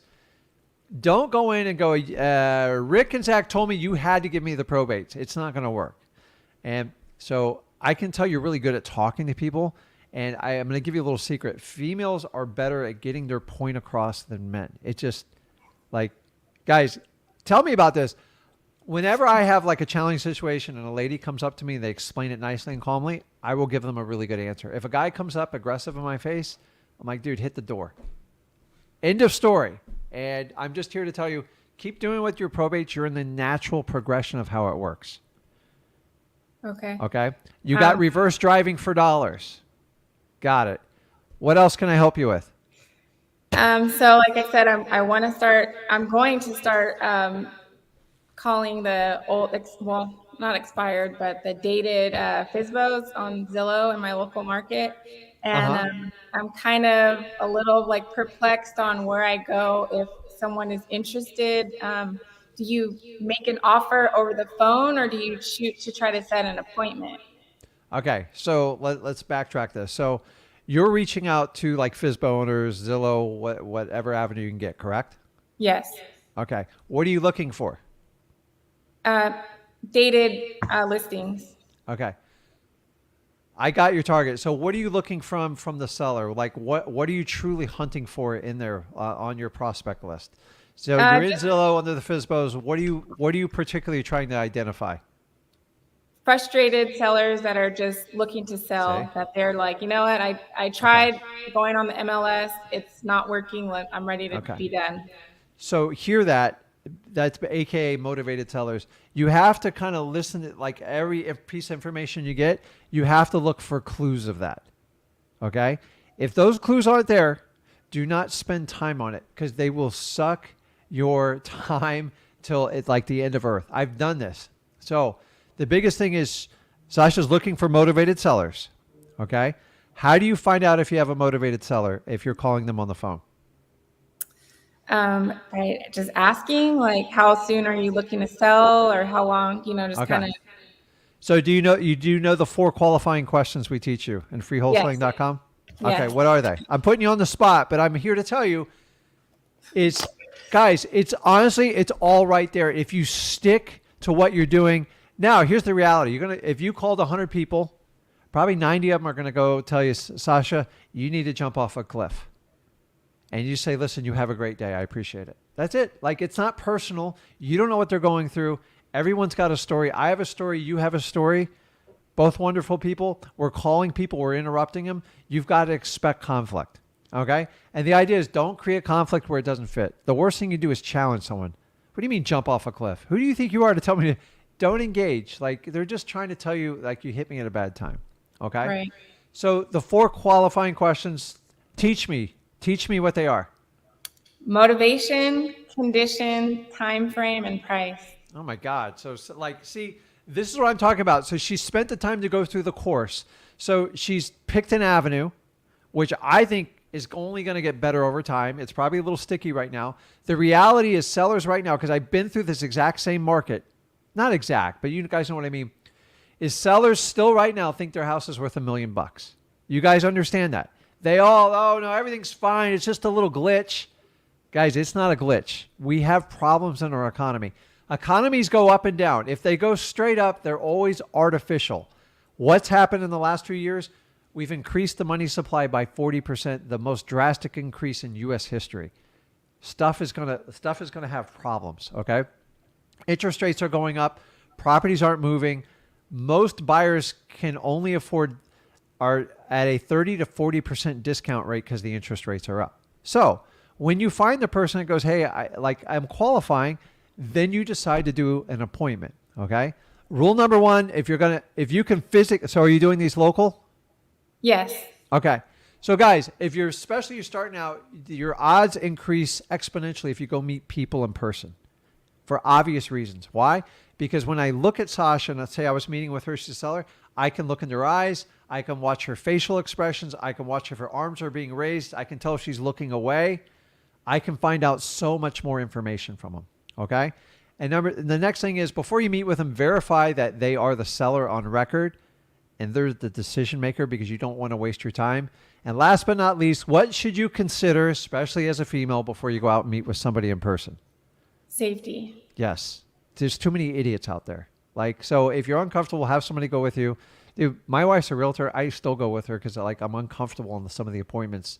Even like on really nice properties, there's some really bad people out there as ruined. There's idiots that are terrorizing children in school, and they're going to do the same thing to realtors and like wholesalers. Don't let somebody set you up. If the story doesn't add up, do the whole thing virtually. Like, that's my plan for it. So emails have an advantage because I think they listen better. You guys are better at listening. Dude, I'm married 26 years. I know this, okay? Sometimes I don't listen and I know it, and it gets me in trouble. But you're at a disadvantage on the safety. Now, there's some women that would destroy me, period. So you have to handle your safety however you're comfortable doing it. And I'm out here, like, everybody knows their safety level. So in the beginning, sometimes, especially if you're slightly concerned, bring somebody with you, and never ever go at night. It's not a good idea. Now, if you want to get a feel for the property, maybe you got a contract, you want to drive by there at night to see what's going on, just stay in your car. Okay. Go ahead. I was just going to say, so over the phone, I'm not shooting to make an offer, right, without a visual. Only if you have to do it virtually. But here's what happens. Once you give someone your offer, you lose the attention of the seller immediately. Like, they're done with you. They got what you wanted out of you, and now they're either going to take your offer or they're going to shop it. So you have to wait till you have a clear-cut decision before you give a contract. Now, if the seller says, hey, Sasha, I love what you're saying. I like how you're treating me. Everything seems good, but I want to take a look at your contract and run it by my lawyer. Can you give me the contract? What's your response to that? Sure, no problem. It's not a contract. It's just the paperwork that we're going to turn into escrow to get things going, but sure. Okay. So here's the thing is, in the beginning, I used to fight people on the lawyer thing. I've learned, like, they have the right to do a lawyer, and you look kind of scamish if you go, no, they can't review it. So this is great. So here's the price. You're selling it for $150,000. We close it in 30 days. And I can come by and do inspections on it. And he goes, yeah, I'm fine with all that. Well, great. Okay. I'll send you over the contract, and your lawyer can look it over. Guess what I send over? I send over a blank contract. Because I don't want to see that they're picked apart by the terms on the lawyer. And if the lawyer wants to make like little papers, I don't care. I don't get, like, honestly, I don't lose sleep over it. Here's the reality. When they say that, it's usually a defense mechanism to see if you're going to say yes or no. And they're looking for an excuse. So if you tell them, I'm going to go ahead and do it, like, okay, 9 times out of 10, they never send it to the lawyer. There is no lawyer. The lawyer is their mother, their sister, their brother, or their neighbor. Okay. Mm-hmm. Now, if the lawyer wants to call you and vet you, then that's fine.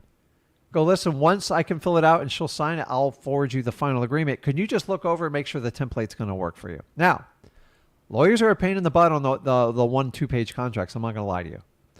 So whenever I do a probate, I try to do a long contract because I've learned lawyers, like, the reality is, I've watched them. They read the first 2 pages and the last signature page because they're not really getting paid for their time. So I'm giving you a heads up when they ask for it, guys, if you hand the offer over, they're done with you. I've learned this. You're out the garbage. They ghost you. They're done with you. The last thing you do is deliver the contract, and they should be signing it in front of you. Ask me how I learned this. You know how many thousands of contracts I left behind, and I never got a response from people? They take your contract, and they take it to the realtor, or they take it to this person, and then that's the problem with it. So what you have to do is just learn about your responses to them. And long as you have an intelligent response, most people are like, okay, that makes sense, Sasha. I'll do that. Okay? So don't resist the lawyer thing. It's not going to go away. It only gets louder. Okay? 9 times out of 10 when you send it over and they never send it to a lawyer. And then you call them back the next day. Does your lawyer have a chance to review it? I thought about it. I think we're good. Okay. I need to come by and get it signed in person. What's a good time for you? So 9 times out of 10, other than doing a DocuSign and virtual and you can take it down, if you're in person, here's a contract. If you sign it, you can have it. If you want to think about it, let me know when I come back and we'll look it over. And if you want, you can leave them a blank. But you don't want to leave them a full contract because 9 times out of 10, they're not going to sign it. And you guys said stay away from the word contract, right? So I was just going to say like, hey, this is our Agreement. paperwork to get us Yeah. going. I can turn this over if you fill So this out. that's where the word PSA came from. You know what that stands for? No. Purchase and sales agreement. Like one's purchasing, one's selling it, so it's an agreement. So like actually, I think a lawyer or a realtor came up with that. So go, listen, can I put the agreement together? I just need to get your okay. I need to get your autograph. I've literally, ready for this? I screwed up a $50,000 deal by using, I just need your signature right there. I remember her looking at me like, ooh, that sounds very like official. I'm like, oh God. So a lot of the words you say, people are really listening. So as good as we're listeners, your sellers are hyper listening to everything you say because they're hoping you can solve a problem out with them. So 9 times out of 10, I want everybody to understand on this, if you can prepare a logical response and do it in a quick, timely fashion, your sellers believe in you so much more. If you sit there and go, I don't know. And even though you don't know, you're better off going, ready for this? If you ever struggle with a not knowing the answer, simply repeat the question and tell them you're going to go get help. Sasha, you know what? That's a great question. And I got to check with my attorney because I want to get you the best possible answer. Do you mind if I get back to you in a couple hours and I'll come back by and swing by? As opposed to going, I have no idea. And it's like, and then the worst one is when you lie about it. Go, yeah, you can do that. It's not a problem. And then they bust you. Then you're destroyed on it. So most of the time, everything you're talking about is if you just practice the responses, it's fine. And if you want to practice responses, anybody on these lives want to do it with me, I'm happy to do it with you guys. And that's what you need to do. So you've identified what you're looking for, the type of seller you want. So when they go off key and they tell you the house is perfect and I got it listed with a realtor and I'm going to do fine, go, hey, well, great, keep my number in mind if anything ever changes, and you decide if you want to do one the follow-up. The minute they go, listen, I'm struggling with this house, it's a problem, do you have a solution for me? Then that's great. Do you mind if I ask you a couple questions about the house? You go in the qualifying and you look for clues. You pull out some comps and then you can set up an appointment time. And the worst you can do, as long as you're safe, is you're going to learn. Okay? What else you got? That was it. I mean, unless you want to go through a dry run, you answered my questions for this week. I think you've been on multiple times, so I'm going to save it for someone who's kind of like learning and doing it. You are on point, okay? So guys, I'm telling you, she goes through the course, okay? freewholesaling.com. Go through it. I'm just telling you. Yeah. And she makes notes. So there's something that happens. Like, I don't know about you guys. Like when I write something down, it just like hardwires through my brain. I don't know how it happens, but it happens. And I'm here to tell you, if you guys will do the same thing and just keep learning every day and keep doing. The biggest thing I can tell you is like when it comes to sellers, especially if you go on your first appointment, just rehearse and practice. And I don't want you to do a script. If you know the 4 pillar questions to qualify, just understand, okay, price, motivation, condition, time frame. That's all you got to remember, okay? Because here's what happens with sellers. They never answer the questions in the order like you think they're going to ask. So the minute you ask about condition, they go, I got to move out by the end of the month. Okay, that one's done. I go, can you tell me a little bit more about the condition? And you just kind of go with that. So virtually, I'm going to be honest, you got to be better virtually, because you don't have the gift of seeing them like belly to belly. I guarantee you, if you give me a person on the phone and I could meet him in person, I guarantee I could make a 30 to 50% higher return if I meet him in person. But honestly, that goes with any type of business. If you ever take down any type of transaction, if you meet someone person to person, let me ask you that. If you guys ever dated someone, you're married, a boyfriend, a girlfriend, if you ever had an argument over the phone, it's much easier to have it in person. Much easier because you can see what the heck's going on. And then usually can like make up and everything's good. Over the phone, the worst thing in the world is you people that negotiate over text. You're going to get killed. Never, ever negotiate anything over text. It's all set in stone when you do that. You ever have someone goes, why are you yelling at me? I'm like, I'm not yelling at you. Just the cap lock stuck on my phone. So you have it. Just stick to the core of what you're doing. You get it. Like, honestly, I'm very happy with the answers you gave me because a lot of people, they try to fit a deal into like, I go that they're not motivated. Like, you're wasting your time. Just go find somebody else. And I like your idea of doing the FSBOs because these FSBOs are going to be sitting on the market for longer and longer. So by the end of the summer, I'm not a big MLS guy, but I'm going to have somebody going through and digging through like MLS, especially expired.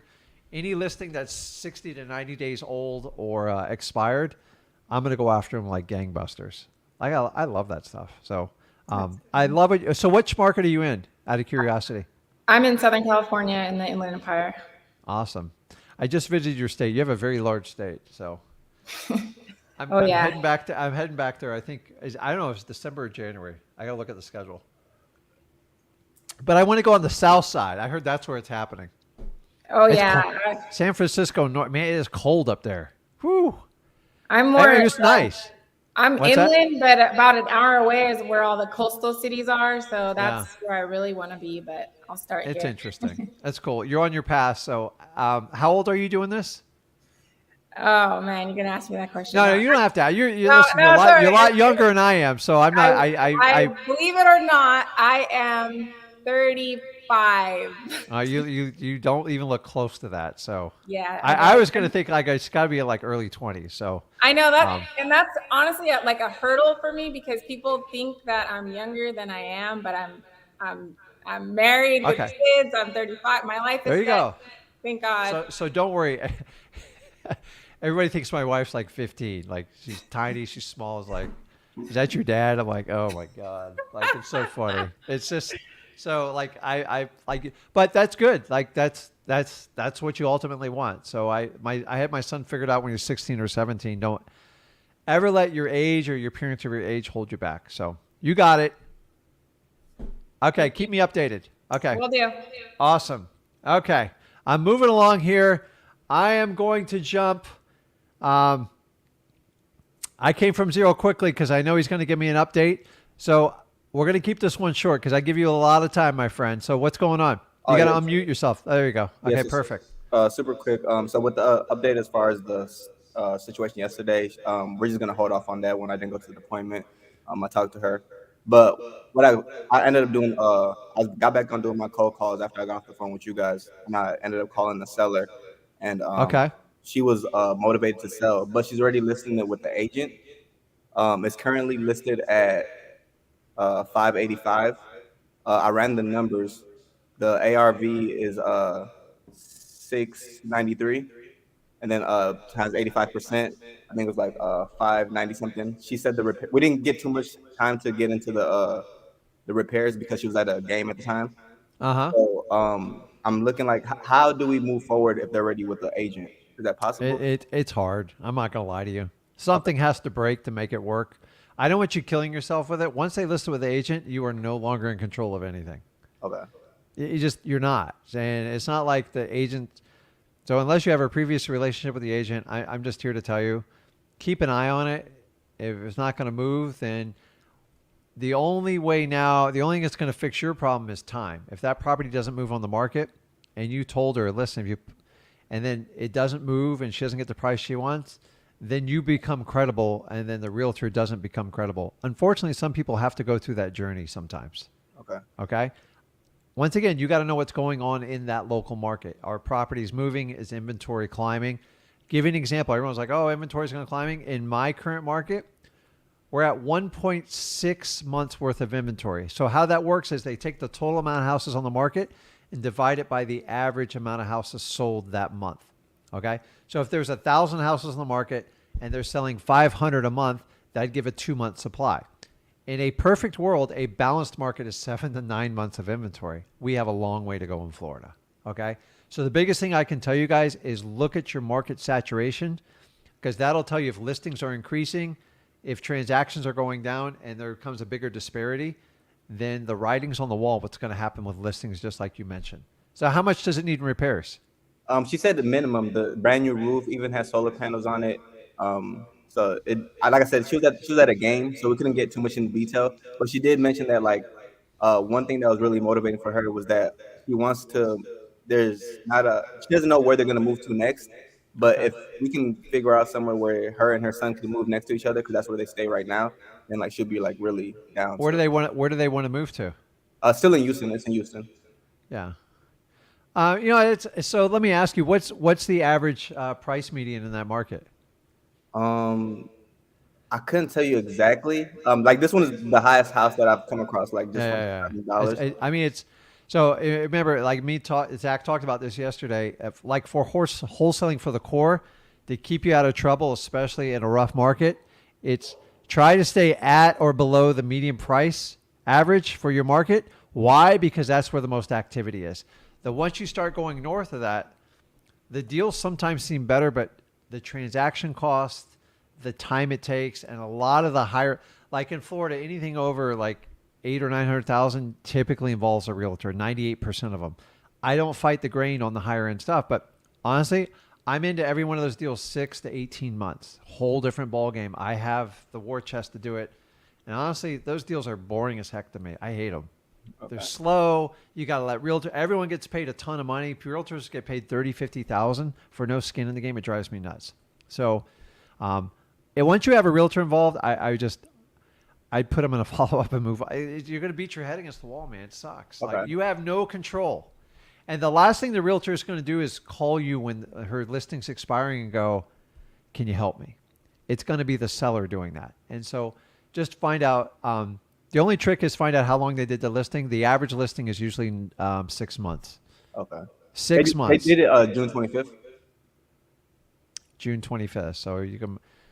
The reality is anybody can get out of a listing. It's very hard to enforce a listing unless somebody had like expensive open houses and did a lot of marketing with it. But my suggestion is just go find another lead and put them in your follow up and see if it changes. Why is she selling? Just out of curiosity. Why did she say she was selling? So I'm not sure exactly why she said she was selling, but as I was asking about the condition of the property, she just put a new AC unit in there, and then she's like, I just decided to sell it like 2 weeks after I put that in. Like I said, she was in the middle of a game, so we couldn't really get too in depth as far as like having a good conversation. Okay. Well, I'm supposed to call her today actually. Yeah. So guys, once a realtor lists it, the only thing that can fix it is usually time. Period. Okay. Time. And you can't force that because what happens is time will if the realtor overreached when they're competing, they mostly overreach is when they can't get that price and they get frustrated and they made promises and they have no offers, then they're like, listen, I got to get this thing sold. And then you got to go back and requalify them. And if market conditions change, they go even more south, then they're going to be open. But the numbers change. So I've had people come back to me years after it. I'm like, how the heck did you even remember my number? Not even my fault because I didn't follow up with them and they still sold it to me. So the only thing that fixes, as long as you keep your integrity, everything, if you get a realtor that outbeats you and you know the house maybe had some challenges, is just let time soak it through and follow up with it. So. Okay, so should I just call it back and say, hey, if things don't work out? Go, listen, I wish you the best. I hope, and here's what I do. I repeat the price for what they got it sell. I'm crossing my fingers they get you 580, whatever they got it listed for. Hold them to that number. Because what did she list it for? 585. Let me just. Yeah. Yep. Just keep repeating that number because if she winds up getting an offer of like 500, she probably would have been better off going with someone like you. But remember, they got to have the motivation. And honestly, I've never met a realtor that's done a freshly new signed up listing that's ever helped me out. Unless they usually call me right before they listed it, and that's a pre-marketing strategy. But if I don't have a relationship with them and I know nothing about that and they listed a deal I was competing for, I usually just move on. I just keep an eye on the market and then go from there. That's all you can do, man. It sucks, but happens all the time to me, by the way, all the time. Like there's no way you can't convince them, and it's like you can't make them do it. Like, yeah, I was just trying to make sure that I wasn't like being shysty or something, like backdooring. No. Okay. No. Listen. Kudos to the realtor, but just maybe it doesn't work out. Market conditions deteriorate. So once again, you got to get a pulse on your local market. Everybody on watching this, stop taking the general idea. Real estate is all local. What's going on in my area, it has nothing to do with what's going on. If it was all national, I'd be a gazillionaire. I'd flip 10,000 properties every month all over the country. The problem why I can't do stuff regularly on Houston just because I'm not dialed in there. When it takes me 3 to 6 months to even get profitable and get it dialed in from a virtual guy standpoint. So I do multiple virtual markets. They were extremely painful when I started. It's hard because I thought what I did locally would work virtually. No, a whole different ballgame. Okay. You still look for the motivation, but you got to figure out what the price points are. And honestly, like I don't have the local knowledge for it, and you have to rely on local people to help out. So that's why me and Zach like to do the JVs, because people like you know the local market. You just got to find distressed sellers that need to sell it. So keep going, man. Just keep finding. Once a realtor gets it listed, you have a very, very slim probability of getting a deal out of that one. Okay, thanks so much. Okay, man. Keep it going. Okay. Let's keep moving here. What's up, Kevin? How you doing? Kevin, you there? Kevin. Okay, I'm going to come back to Kevin. I've got Jennifer. Jennifer, you there? Jennifer, I hear a keyboard. How you doing? I'm good. How are you? Good, good. Where are you calling from? I'm in Arkansas. Arkansas, the Razorbacks. Yeah. I really need some football back in my life. I get to say, I love my wife, but like I can only watch so many movies. Guys, you know what I'm talking about? Okay. What can I help you out with? I have a few things that I want to talk about. Since I've never been on here before, I just want to say thank you for everything. Okay. Well, I want to help you out. So we're kind of on a short time. So Okay, got it. let's go. I just made an offer to a seller. They weren't happy about the price, so they kind of hung up after we talked. But I wanted to ask you about the populations at the properties that we're trying to get under contract. This property, the population was really small, but it was by a town that had a big population. Okay. So he wanted more, but I told him that the town that he's selling the house in, it's not, the home prices are not at where the bigger town is. Yeah, makes sense. And there's not as much demand. So I offered him 40 for it. Okay. And but it wasn't selling at like 55,000. And I'm like, plus he's evicting the tenant, upgrades or anything like that after the tenant. Okay. But I was wondering about the populations because it's in Mississippi, so there's a lot of smaller towns in Mississippi. Yeah. So I just want. Yeah. So small populations, meaning you're going to have a smaller market to sell to. It's going to be limited. So I have a story where a friend of mine from California decided to go to Mississippi because they were like so cheap. He bought the entire street. He still owns every property 6 years later. Wow. And I mean, he bought them like cheap. I go, how can you go wrong with that? You can't go wrong because once again, he didn't know the local market. So are you doing that virtually or physically? Yeah, I'm doing it virtually because I'm in Arkansas, but we're fixing to move to Mississippi. Okay. So the good thing about Mississippi, a lot of cheap properties, a lot of rundown properties, there's a ton of opportunity. The one thing I'll tell you about Mississippi is door to door. Like once you know a street, like you'll know the people, you know it, but like a lot of like big time investors think they can go to these small markets and just destroy it. I did that once, I got killed. And I'm just here to tell you, you got to stick to your rules. And so whenever you do virtual, you have to set like minimum rules, like X amount of population, median price, and you cannot differ from it because you don't have the local expertise and you will learn it over time, but you gotta have profitable deals. So I think your intuition's right, and stop second guessing yourself, and you don't need to justify the price. Remember, guys, whenever you make an offer, if you guys didn't watch the, I don't know, me and Zach, I got a recorded video coming out, me and Zach went into detail, is when you make an offer, the goal is not to have them say yes. I know that sounds counterproductive.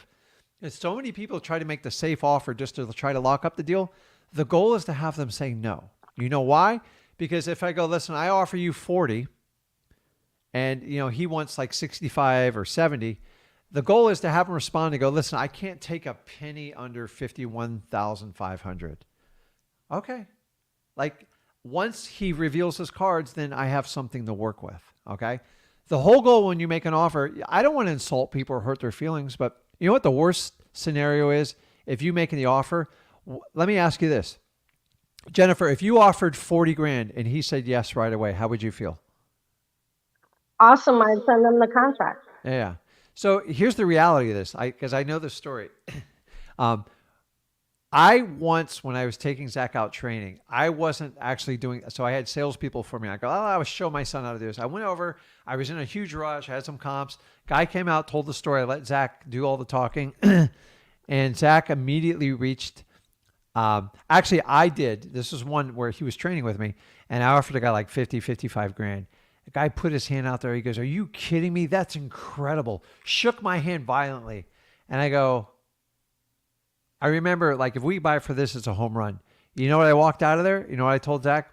I said, we just left 40 grand on the table. It's my fault. And I was so embarrassed. We still made a lot of money with it, but I'm just telling you, if I went in with a lower number, he would say, listen, I can't take less than this. And that's what you're looking for. Motivated sellers will usually trigger, go, this is the deal I can do right now. And that's what you're looking to get. So don't worry when they don't say yes. If they say yes, you should freak out because that means you offered too much. So remember, when you offer something, you're looking for a response from the motivated seller. You're not looking for a yes. So whenever you do an offer, so like here's a good technique when you do it, Jennifer, in the future, just go listen. So did you do it in person or over the phone? Over the phone. Okay. So you need to practice your skill set when they won't give you a price, and it's common. Go, just listen, Mr. Seller. You haven't given me a number. I'm trying to figure it out. Like, listen, I got like 40 grand cash. Is that something you would even consider? And just sound uncertain and doubtful about it, or blame it on a third party, your partner, your significant other, whatever. And if he chews you out, you go, listen, that's what I thought. I would never offer you that. And you kind of save yourself. Either they're going to chew you out, or they're going to say yes, which is problematic to me, or they're going to give you a counter. Okay? You just have to navigate through those three situations. If you remember that rule every time you do it, but you have to practice it because he doesn't see you in person. So you have to create like that scrunchy face. So I'd like to take full credit for this. Peter Conti taught me this technique back in 2003 and 4, and I use it today. And he learned it from somebody else. People who tell you they invented stuff in real estate are 100% lying to you. Okay? You can invent stuff through experiences. So when you make these offers, there's only 3 outcomes, right? Yeah. That's it. And one you don't want, because if they say yes, that means you're overpaying for the property, in my opinion. And that's what a majority of real estate investors do right now. We got a short minute left. What else you got? Okay, I also wanted to know about sellers not wanting to send like pictures of the property. Well, you can't make people sign stuff. So it's up to you to build a rapport with them, to make them super comfortable with you and try to answer as many questions as you can for them. But it is frustrating. You're talking about when you get to the final part to get to like a DocuSign? No, I'm talking about like the pictures to see what the property looks like. So that's the challenge. So the reality is the better deal you get, especially virtually, you asking the seller to provide you like the pictures and stuff, you got to be careful because if they're giving you like a deep discount, they're like, what do you want me to take pictures for and do all that stuff? They're less motivated to kind of do the work. So sometimes you have to pay local people, a retired real estate agent, a property manager or someone $50, $75 to go out and take pictures for you. Now, if you can get the seller to do it for you, God bless you. But like, I have the same struggle. Like, you have no idea. We have one property now. I'm just like trying to like stuff, like the guy's driving me nuts. And it's in and it's always a problem when it's in a rural area. And that's where we struggle. And then we violated our population thing just like you did. And it's going to cost me like $300 to get somebody out there to go take pictures. And I'm like, guys, how are we going to sell this? I have to pay $300 to get pictures for it. So you just got to figure it out. And then once you master a market, you got a reliable person, then you can go through them. Be prepared when you hire someone, you're going to go through a lot of them because they're extremely unreliable. And I don't pay anyone until they upload the pictures into the drive and they're satisfactory. Then I pay them. Never, ever pay a property scout up front because they'll never do it. Got it. If you don't have the money and you say someone can just JV with you, how do you sign an agreement before then? Do you know the person you're going to do the JV with? No. Okay. So you got to be wary of the person you're going to do a JV if you don't know them. So obviously everyone knows me and Zach. That's a different deal and you're working with us. But if you don't know someone, make sure you're going by the book on everything. So one way you can do it, you can have them assign the contract to you. So now you have a chain of command. There's no way they can cut you out. The other way is you can have them sign a simple JV agreement. You can Google them. They're everywhere. It just says, you agree to pay me X amount of the proceeds. Once they execute that agreement, you have to immediately get it over to the title company and put it in someone's hands and make somebody liable for it. Got it. Okay? It's very hard for a wholesaler to go find another title company, and the title company doesn't want to get sued, so they want to honor it. So as long as the person will validate your agreement and you tell them to do that, you'll be fine. So you got one or two ways. You can have them, if you really don't trust a person and they're shyster, have them assign it directly to you. It's the only way to 100% protect you. If you have somewhat confident you've done business with them before, you can do a JV agreement, and then you can give that to the title company. The nice thing with the JV agreement is you're not on the hook. Your name's not on the title, but you do run the risk if he decides to take it to another title company to cut you out. And by the way, I have been run over on like JV agreement. Like at the end of the day, the wholesaler still has to do the right thing. I find if they're complete shysters, they're going to try to screw you no matter what you sign. So just, if you have a bad feeling about the person you're doing business with up front, run. Don't even do it. It's not worth it because they're just going to create a havoc for you. And anybody tells you the check's in the mail, they're lying to you. Everything's done electronically in closings. There's no reason. I always told my employees, if you don't get paid the day of closing, run from my business because you're in trouble. Right? Okay. If you don't get paid the day it's funded, you're never going to get paid. So you got it. And do me a favor, call back. It wasn't painful to call in, right? It was easy. No, I was very intimidated to do it though. That's why I had to. Like I'm regular. Like honestly, I was in your shoes. Okay. My Zach's only 22, and he's like he took him 2 years to really get into his thing and make money and do it. Like 2 years goes by so fast, guys. Everyone's got to understand it. So do me a favor, hop on anytime you want. We're here live, guys. We're live 4 days a week, Tuesday through Friday. So, well, thank you so much for everything. Awesome. Okay, guys. So listen, before I leave, everybody's in queue. I'll give you like 2 minutes when I get off of this, but please be direct because I actually got to try to squeeze the gym in. I've been working too much today. So do me a favor, before you guys leave, make sure you check out my YouTube channel on Rick Ginn. I'm doing personal content, and we're trying to segregate it for those of you that want to hear like a little bit more about my story and the things I do in my everyday life. Go over to Rick Ginn. It's on YouTube. My son also has a channel if you guys want to connect with him. I know he's a lot more hip. I know he's better looking, and he's a lot younger. Check out Zach Ginn. And then for all our lives and everything, you can always go where we tune in here on Flip with Rick. And I'm doing a lot more personal content on there because that way you guys can find the information you want, and it really helps out as many people as possible. So guys, do me a favor. Hit me one last like before we disconnect here. If you guys are on live, if you're brief with me, I promise I'll help out everybody can. I appreciate you all, and I will see you guys soon. See you guys.